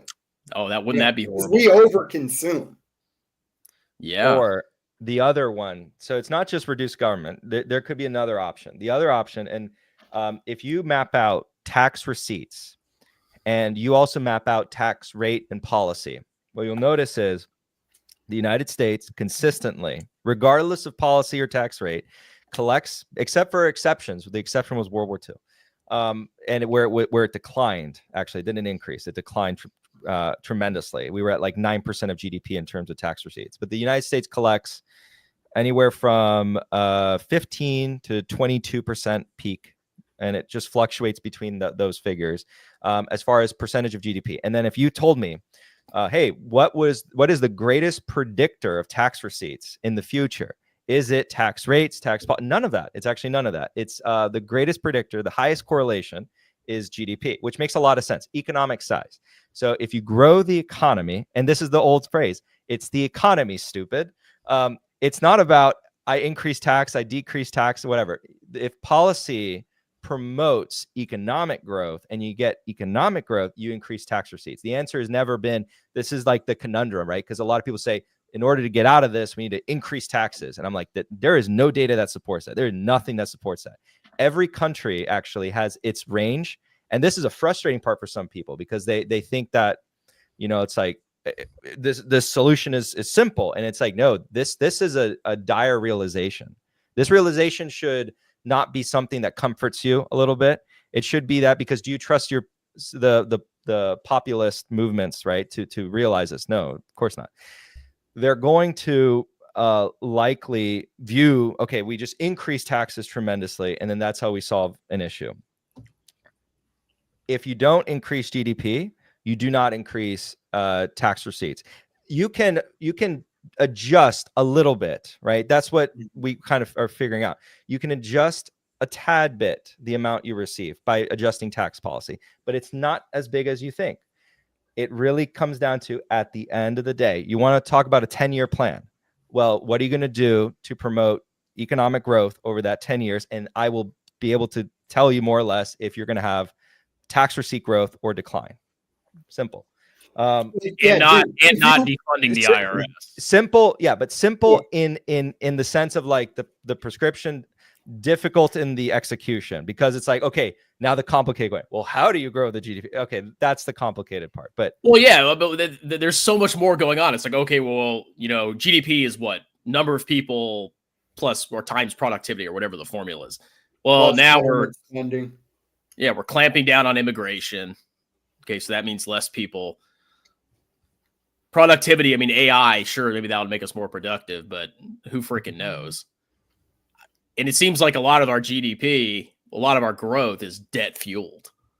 That's what it seems like to me, because we run these huge deficits, 7% of GDP, and then we get 2-3% growth. If you have the reserve currency, you actually kind of have to run deficits. Again, if so, like Fabio was saying earlier, like the entire world relies on U.S. debt collateral. Yes. Like if you lower that, you'll have a liquidity crisis. That was really what caused the GFC. Well, yeah, but my point is, like, everybody else wants that. I would say, or at least Europe could potentially take that, because there's so many. You could see, like, yeah, how the United States has it is they can just do whatever they want. They're the world superpower because, you know, we export dollars around the world and it's integral to the world economy. That would seem like the crown jewel of what any continent or nation would want to achieve. So that there's going to be competition for that in the future. But again, you know, like with Europe, it kind of becomes priority. They seem to like their more socialized lifestyle. You know what I mean? Their 35-hour work weeks. Because they're protected by America. Yeah, no, I don't disagree. But we're withdrawing, and they now have this threat of Russia and China. I don't know, man. We'll see what happens in the future. Nobody has a crystal ball, but I don't really see us pulling out of NATO. I just don't think it's going to happen. No, I mean, like, I don't think we would abandon Europe if they got invaded, but I think we're we have creating a strong competitor to the United States by waking Europe out of their slumber, basically. Because, like, the biggest competitors of America were always it was always Europe. It was always Europe. Yeah, but I mean, too, we also highly subsidize Europe. There was, you know what I mean? With our military bases there. I mean, you've been to Ramstein. Just think about the economic devastation that would wreak if, you know, Ramstein Air Base closed. Yeah. There was an argument last year or many years ago, but if you got Europe to wake up, then you basically solve your Russia issue pretty easily right there. Because now this is why, like, Russia at the end of they wouldn't win anything, even if they took all of Ukraine, right? They didn't actually win. They ended up being in just a worse spot. All the Europeans in the chat, I'm not saying that you're stupid or dumb because you're worried about Russia, right? I understand where you're coming from. And now you guys are doing something about it. So, like, Russia now has an adversary that they are just the economic size. And especially even if you add for purchasing power parity, the new stated development goal of the European Union, or not European Union, sorry, the European nations within NATO, the other NATO nations, to be more precise on the classification, that is going to still way outspend Russia's capacity. And then arguably the technological advances on their side are still going to be pretty good, all things considered. And especially considering that they still have access to U.S. military tech, right? It's not like United States, when they start spending up, Lockheed Martin is like, oh, you can't sell to them. Or Raytheon or Northrop Grumman. No, they're going to have still the U.S. military industrial industry still backing them. And also now their own healthy development internally. And then both sides are going to really benefit from this. The United States is going to benefit because they're going to look to their allies and say, hey, what new toys do you have for me? And then the Europeans are going to go to the Americans and say, what new toys do you have for me? Even like some of this noise, because again, I'm echoing here some of the comments, right, from different military commentators. So different military blogs exist out there that were arguing in 2022 that Portugal should have never even gone with the F-35, right? As an example, because Spain already has another platform that they use. They don't use the F-35. And so the Portuguese Air Force should go with the same platform that the Spanish do. Why? Because they coordinate a lot. Their militaries are very coordinated with each other. So you want to have the same platform to simplify logistics. And this is like comments from before this was all political. There's a lot of countries that it doesn't make sense for them to buy the F-35, for example, and they should be buying their European internally designed system because a close by military has already made that decision a decade ago, before this was all like, scary and political.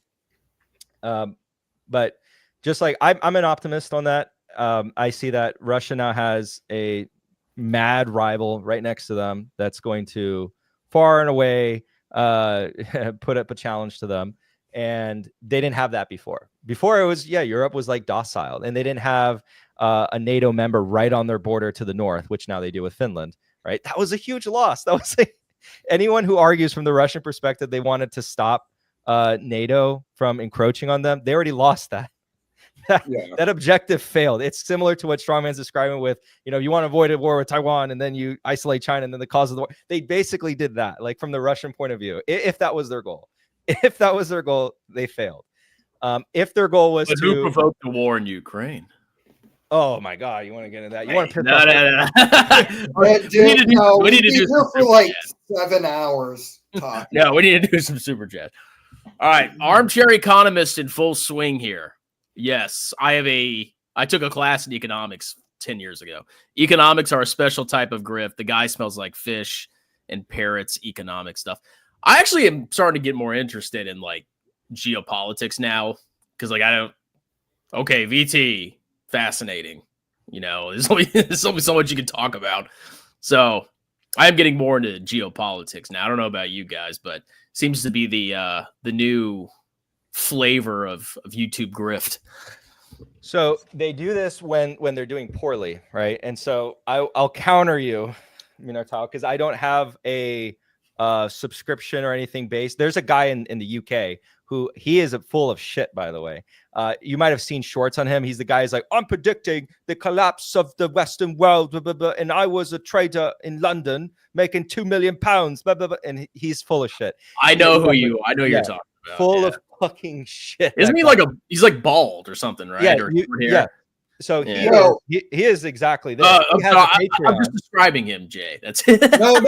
No, I don't care about that. But it's YouTube, man. Yeah.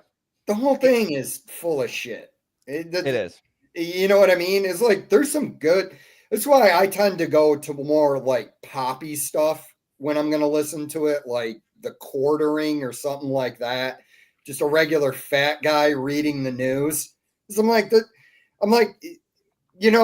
when you had the whole thing with the media going after Rogan, you're like, dude, Joe Rogan doesn't pretend to be a, political commentator. He's just out there. Yeah, I'm some idiot giving my opinion. And that's basically what all of YouTube is. Mm-hmm.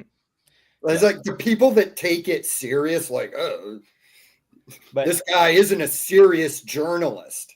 I'm not here to shield my tax and bookkeeping services. Trust me. Yeah, it's in the description below. See the pinned comment. It's basically pseudo intellectuals against guys who aren't intellectuals. Yeah. Oh, there is the name, Gary Stevenson. That guy, he is the definition of economic grifter because he says, I made money predicting the economy, right? When he debates people, he's so full of it because what he means by that is he charges a Patreon and he's more of a political commentator and he makes money from people giving him $200 a month, up to $200 a month. I think that's the upper tier.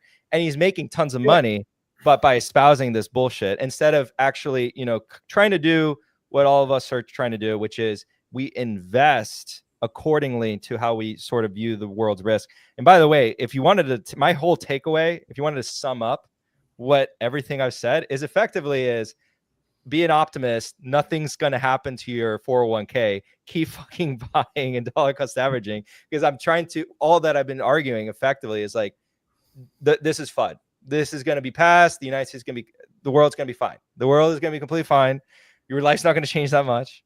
I have doubts and I have greater uncertainty about, like whether or not Taiwan's going to be invaded or not. More so the more you appreciate the complexity of Chinese politics. And so you end up with like, if anyone says definitively that China will invade Taiwan, it's like, well, it's like anything. It's like the guys on there going, well, I'm going to listen to this prediction for 2026. And you're like, dude, you don't have a crystal ball. But guy, here it is fun to be kind of a panic pimp. It's fun. I've had fun these last couple of months with the market selling off. Yeah. I may have dramatized a little bit, but it's fun. It's fun. It is fun. Dude, I mean, it's boring when it's buy the dip. Everything's going to be okay. No, I want you to be scared. Bro, it's a ridiculous thing that like you guys have noticed this. Like people are freaking out if the market goes down and you're like, yo, bro, how old are you? You're 40. Okay. So you got like 20 more years of working. Do you want a 1.3% dividend or do you want a 3% dividend? Shut up. It's good for you. The left is saying, oh, your 401ks are going down. Since Good. when have they cared about stocks? No, they don't. You know? Dude, it's all over my Facebook. It was all Like- over my Facebook. And I'm like, you guys never talked about, I know you guys. You Thank weren't you. talking about the market a year ago or under Biden when it Okay. went down 30 It's Jay. propaganda. So- Jay, yeah. do you remember in the stream when I started by saying the stream that we had in February? Yeah. I said things have changed now, so I'm actually on the other side now. I'm much more on the other side because I palpably feel there is fear where there previously was not. Oh, yeah. I And agree. there are people who get pissed off, right? And I can tell who you are, right? When people are commenting online, when they're really angry at the certain things happening, it's because they overreacted, and then they're upset with they don't want to blame themselves, but they're upset with their action on the overreaction because they're not like you guys who are dollar cost averaging strongman. You're having fun on YouTube and saying but you're still like fucking like how much percent VT? It's like I sold it all. That's all yeah, cash. exactly. You didn't sell it all. So Well, bro, it's like, bro, in my Play Robinhood account, I bought some shares of Occidental. It's down. I bought it at like 48. It's down to 50. And I'm like, good. Oil's pretty interesting here, though. No, but I Here. was like, good. I'm glad it's down. Like, I don't get it because it's just everybody believes in the greater fool theory that you're gonna. Oh, Nvidia's trading at 140. Like I needed to go up to 170. Well, as it goes up in price, there's actually going to be less people to buy it. Why would you? Yeah. At one point, Nvidia was, I think it had a $3.9 trillion market cap, and it's like 122 billion in assets. Just buy it, Jay. No. All right, here we go. Antonio Miranda for 6 euros. China is removing tariffs on some goods coming from the U.S. According to strongman logic, China is caving like a little biatch. If he is consistent, I don't know if you had anything else to say. Okay, you know what I honestly think is going to happen? I think there's going to be a de-escalation. Personally, I think there will be a deal. There's too much money to be made. There's no way we're going to keep these tariffs on China at 100 trillion%. It might take a couple, because like in my opinion, as soon as the American consumer starts to see, empty shelves or increased prices for Chinese goods, they're going to freaking riot. So I think we're going to get there at some point. We didn't get into this, but there's a simple economic theory that you can look into for everyone, but people might remember from their econ class: elasticity. So measures of elasticity. So one thing I pointed out fairly early on in the trade war, I made Twitter posts about this. It's like there's an added layer of complexity when you're looking at this stuff, and it's when you're doing tariffs work on destroying industries of elastic products. So shitty plastic toys, clothing, stuff like that, because that's fairly elastic. The characteristic of elasticity is substitutable, easy to replicate, et cetera, all that jazz. And then inelastic products, if you put a tariff on that, the consumer will pay nearly all of it. So example that you interact with: cigarettes, tobacco products, oil. So if you put tariffs on that, the consumer will pay almost all of it. It's a necessity. You can't live without it. And then pharmaceuticals, yes, tariffs on that also, because it's an elastic product. But however, then this is an example of how it can get even more complicated, right? Because different parts of the supply chain are elastic and other parts are inelastic. So design, R&D are inelastic, and then the manufacturing of the pharmaceutical drugs is actually fairly elastic. So that actually, there's a company that I think it's still public, Catalent. If you look into the company, you'll find that it's very difficult business to be successful in, because there's a lot of competitors. It's very price competitive. It's a fairly elastic part of the supply chain. And then there's like other manufacturers like TSM that's very inelastic because it's extraordinarily specialized and it's very difficult for you to replicate, as another example. So China removed tariffs. If you actually look into what they removed tariffs on and what the United States did as well, reduction on both sides, is a lot of focus on key inelastic products. And in the Chinese removal of those tariffs, they actually name dropped in the China news sources, right? Because that's what's beautiful about. So the Chinese people, they sent me. And then they helped me, kind of go through it, and you get the Google translation automatically at the very top, and you can translate the Chinese article the day of, and then Bloomberg started reporting it the day after. They name dropped Micron in the article as being explicitly denied or not tariff dropped. Why? Micron is memory. Memory is fairly commoditized, and why would you drop the tariff on something critical for AI, which is memory, but on the commoditized elastic product? You don't. You do it on the inelastic stuff. Guys, I'm gonna have to go. I'm gonna have to go. My computer's dying. All right. Dying. Sorry. We'll wrap up super chats. Thanks for coming on, Jay. I gotta wrap up these super chats first. All right, brother. I'll talk to you. All right. See you Fabio. Later. See ya. Is there a way to shut up Gil? I'll pay. Well, I appreciate you putting money in my pocket. I don't think there's a way to shut up. Well, actually, if you give me $1,000 super chat, I'll ban Gil for a week. All right. Well, here's some hate for you. I'm gonna get some water. Funny enough, I think I said this when I saw a comment. I actually dislike both of those people tremendously. Ray Dalio is pretty consistently wrong. He's actually also, I don't know if he's involved even in portfolio design anymore. I don't think he's involved in portfolio design, but his all-weather portfolio performance is also pretty abysmal.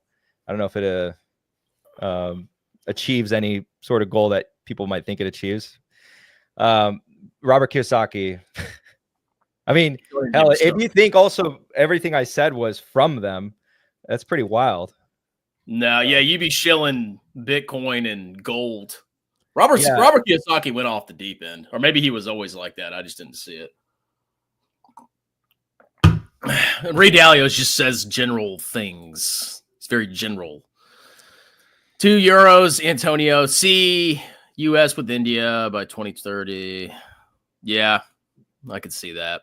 It's very possible. All right, here you go. Typical American. You see, I was pissing off everyone on every side. So we'll go American parrot. He's not on your level. I mean, okay. Invest accordingly. Antonio Miranda, €6. How Strongman feels about China dropping its key person responsible for trade. Imagine if that was the U.S.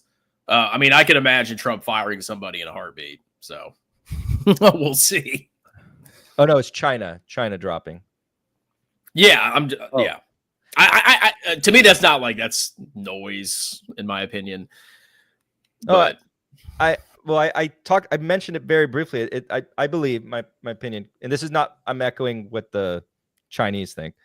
And they kind of explained to me like why it would actually appear to be this way. It was more so about sending a message to Xi from the Shanghai faction, particularly the technocrats in the Shanghai faction, that there should be no removal of protectionist policies, because basically his son was found involved in some corruption. We know what that means, and the report was given to Xi, and this is a person of Xi's faction, and Xi had to remove him, given the report that his son's involved in some corruption. Not Xi's son, the guy's son.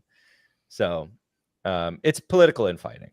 It's all. It's not. Don't read into it as like, China who's giving in. Buy. But what stock should I buy based on this news? Still, if you're dollar cost average into your index fund, because the world's gonna be fine in a year or so. Okay. Oh, but individual stocks. Yes. On this news, what stock should I buy? On this news, I mean, you could make an argument that you could buy on the optimistic side, TSM, because they don't get invaded, because there's complexity and political infighting within China, and you're going to bet on that. and then come 2027, nothing happens, and then you'll be free and clear. You'll be happy you did. And then if you really wanted to, by the way, you could hedge it with Baba puts, but I've been hearing about those for a while. It's a good hedge. I just don't like puts because like I don't see the need to hedge, if that makes sense. It's like whatever. Worst case, all the China in VT is zeroed out. I mean, it sucks, but you won't. I'm not gonna keep buying puts to like put in to potentially profit from that scenario that may or may not happen.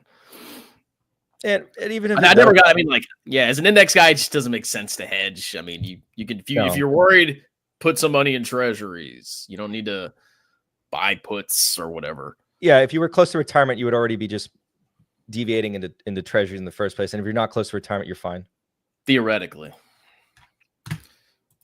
This guy, oh, he's good. €2. Crypto is the way. Global M2 exploding. Yeah, everything leads to crypto. Somebody farts. Somehow that's, crypto.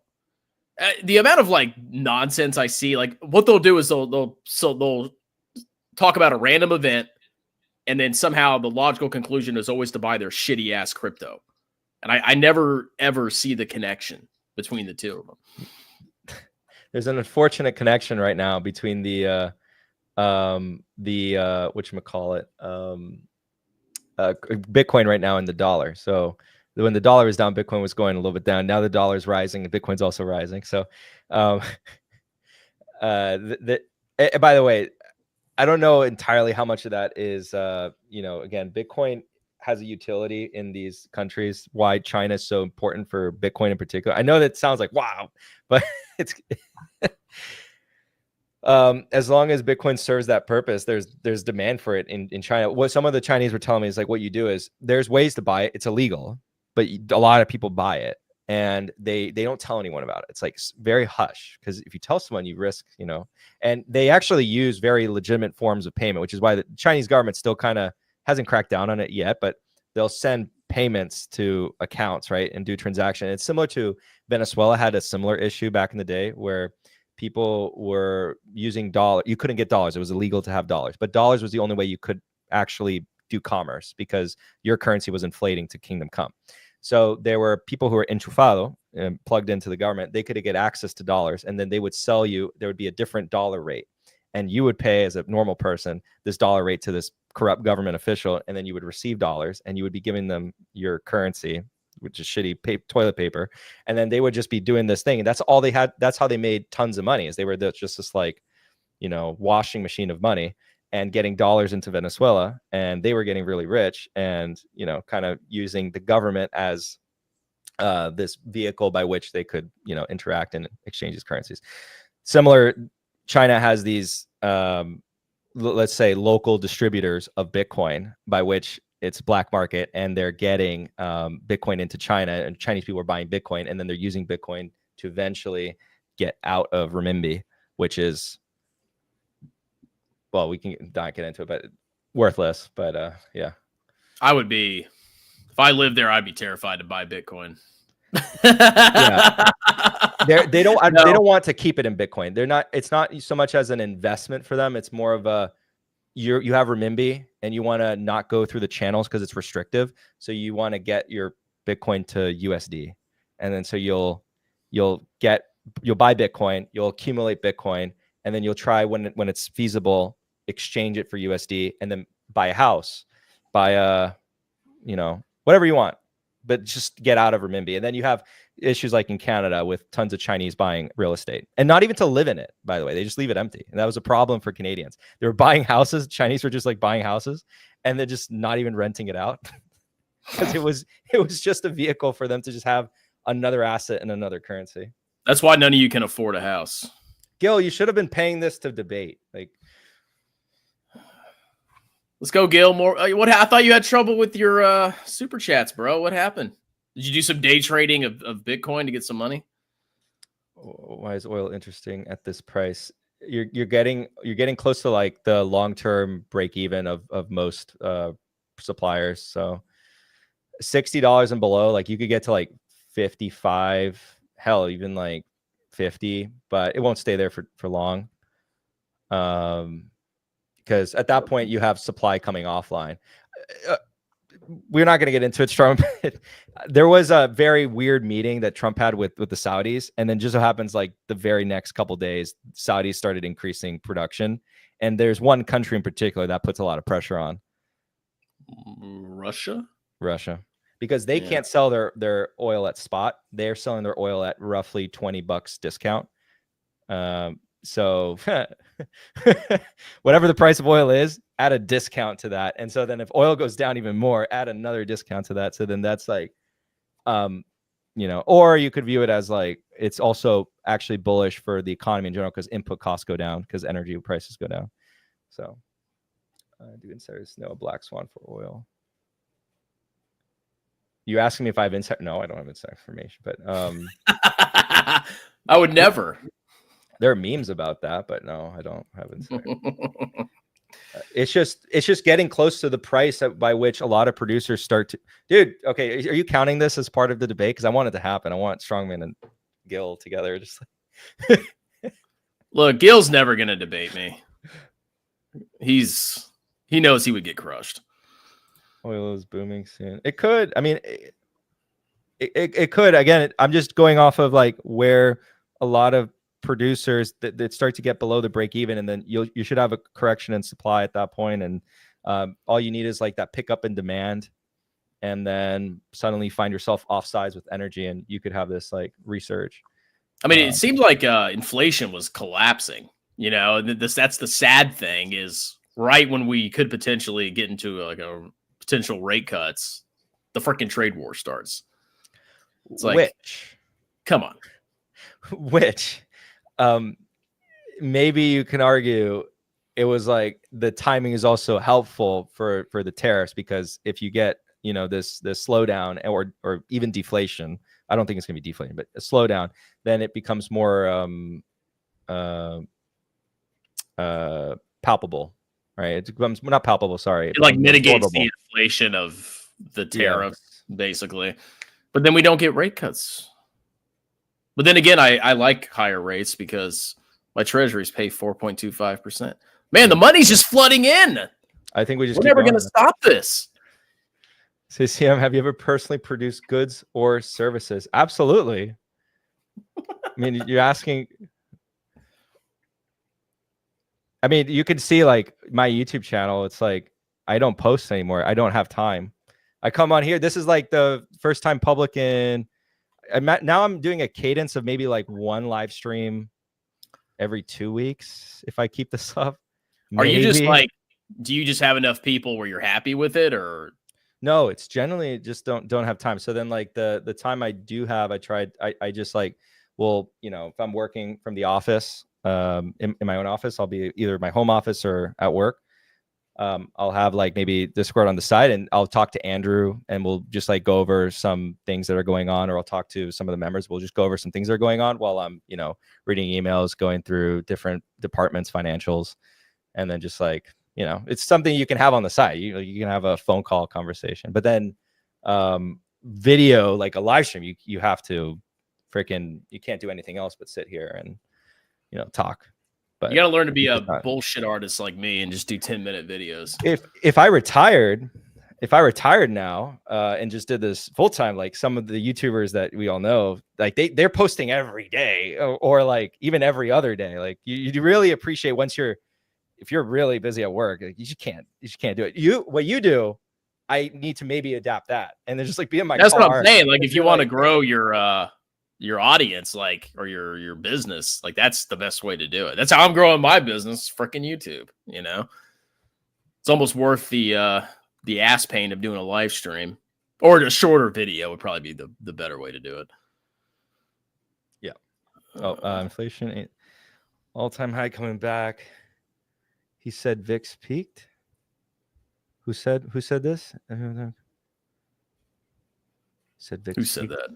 that? Gil, what are you even saying, dude? Check Trueflation, much more accurate. CPI lags. Do you trust Trueflation, or do you trust the CPI more? I sympathize that CPI lags a lot, and like, for example, in particular, a huge component of CPI is housing, but housing is measured as owner's equivalent rent. So they're technically in the modern era, in the modern age, we do have ways to actually get housing costs better than before. Like we could get what the rent rates are on average, better than we used to. So we should adapt the CPI to like the modern standards of data collection. And Trueflation attempts to do that in some ways. And I forget if Trueflation is also the one that hasn't changed the basket, because the other thing is the CPI weighting of the basket also has changed since 1970. So people, if you adjust it to what it used to be, the weightings, like inflation is way higher, but CPI adjusts the weightings because it presumes that Americans are changing their consumption habits, which is true.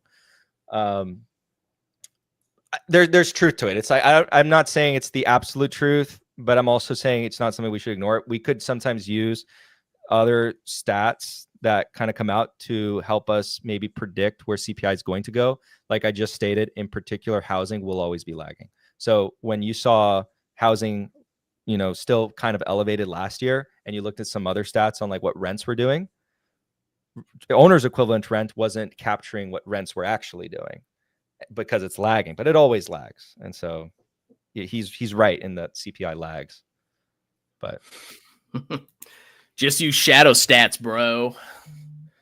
All right. Well, if there's no more super chats, this is the longest, well, one of the longest streams. I'm kind of a bitch. I can't go more than like 2.5 hours.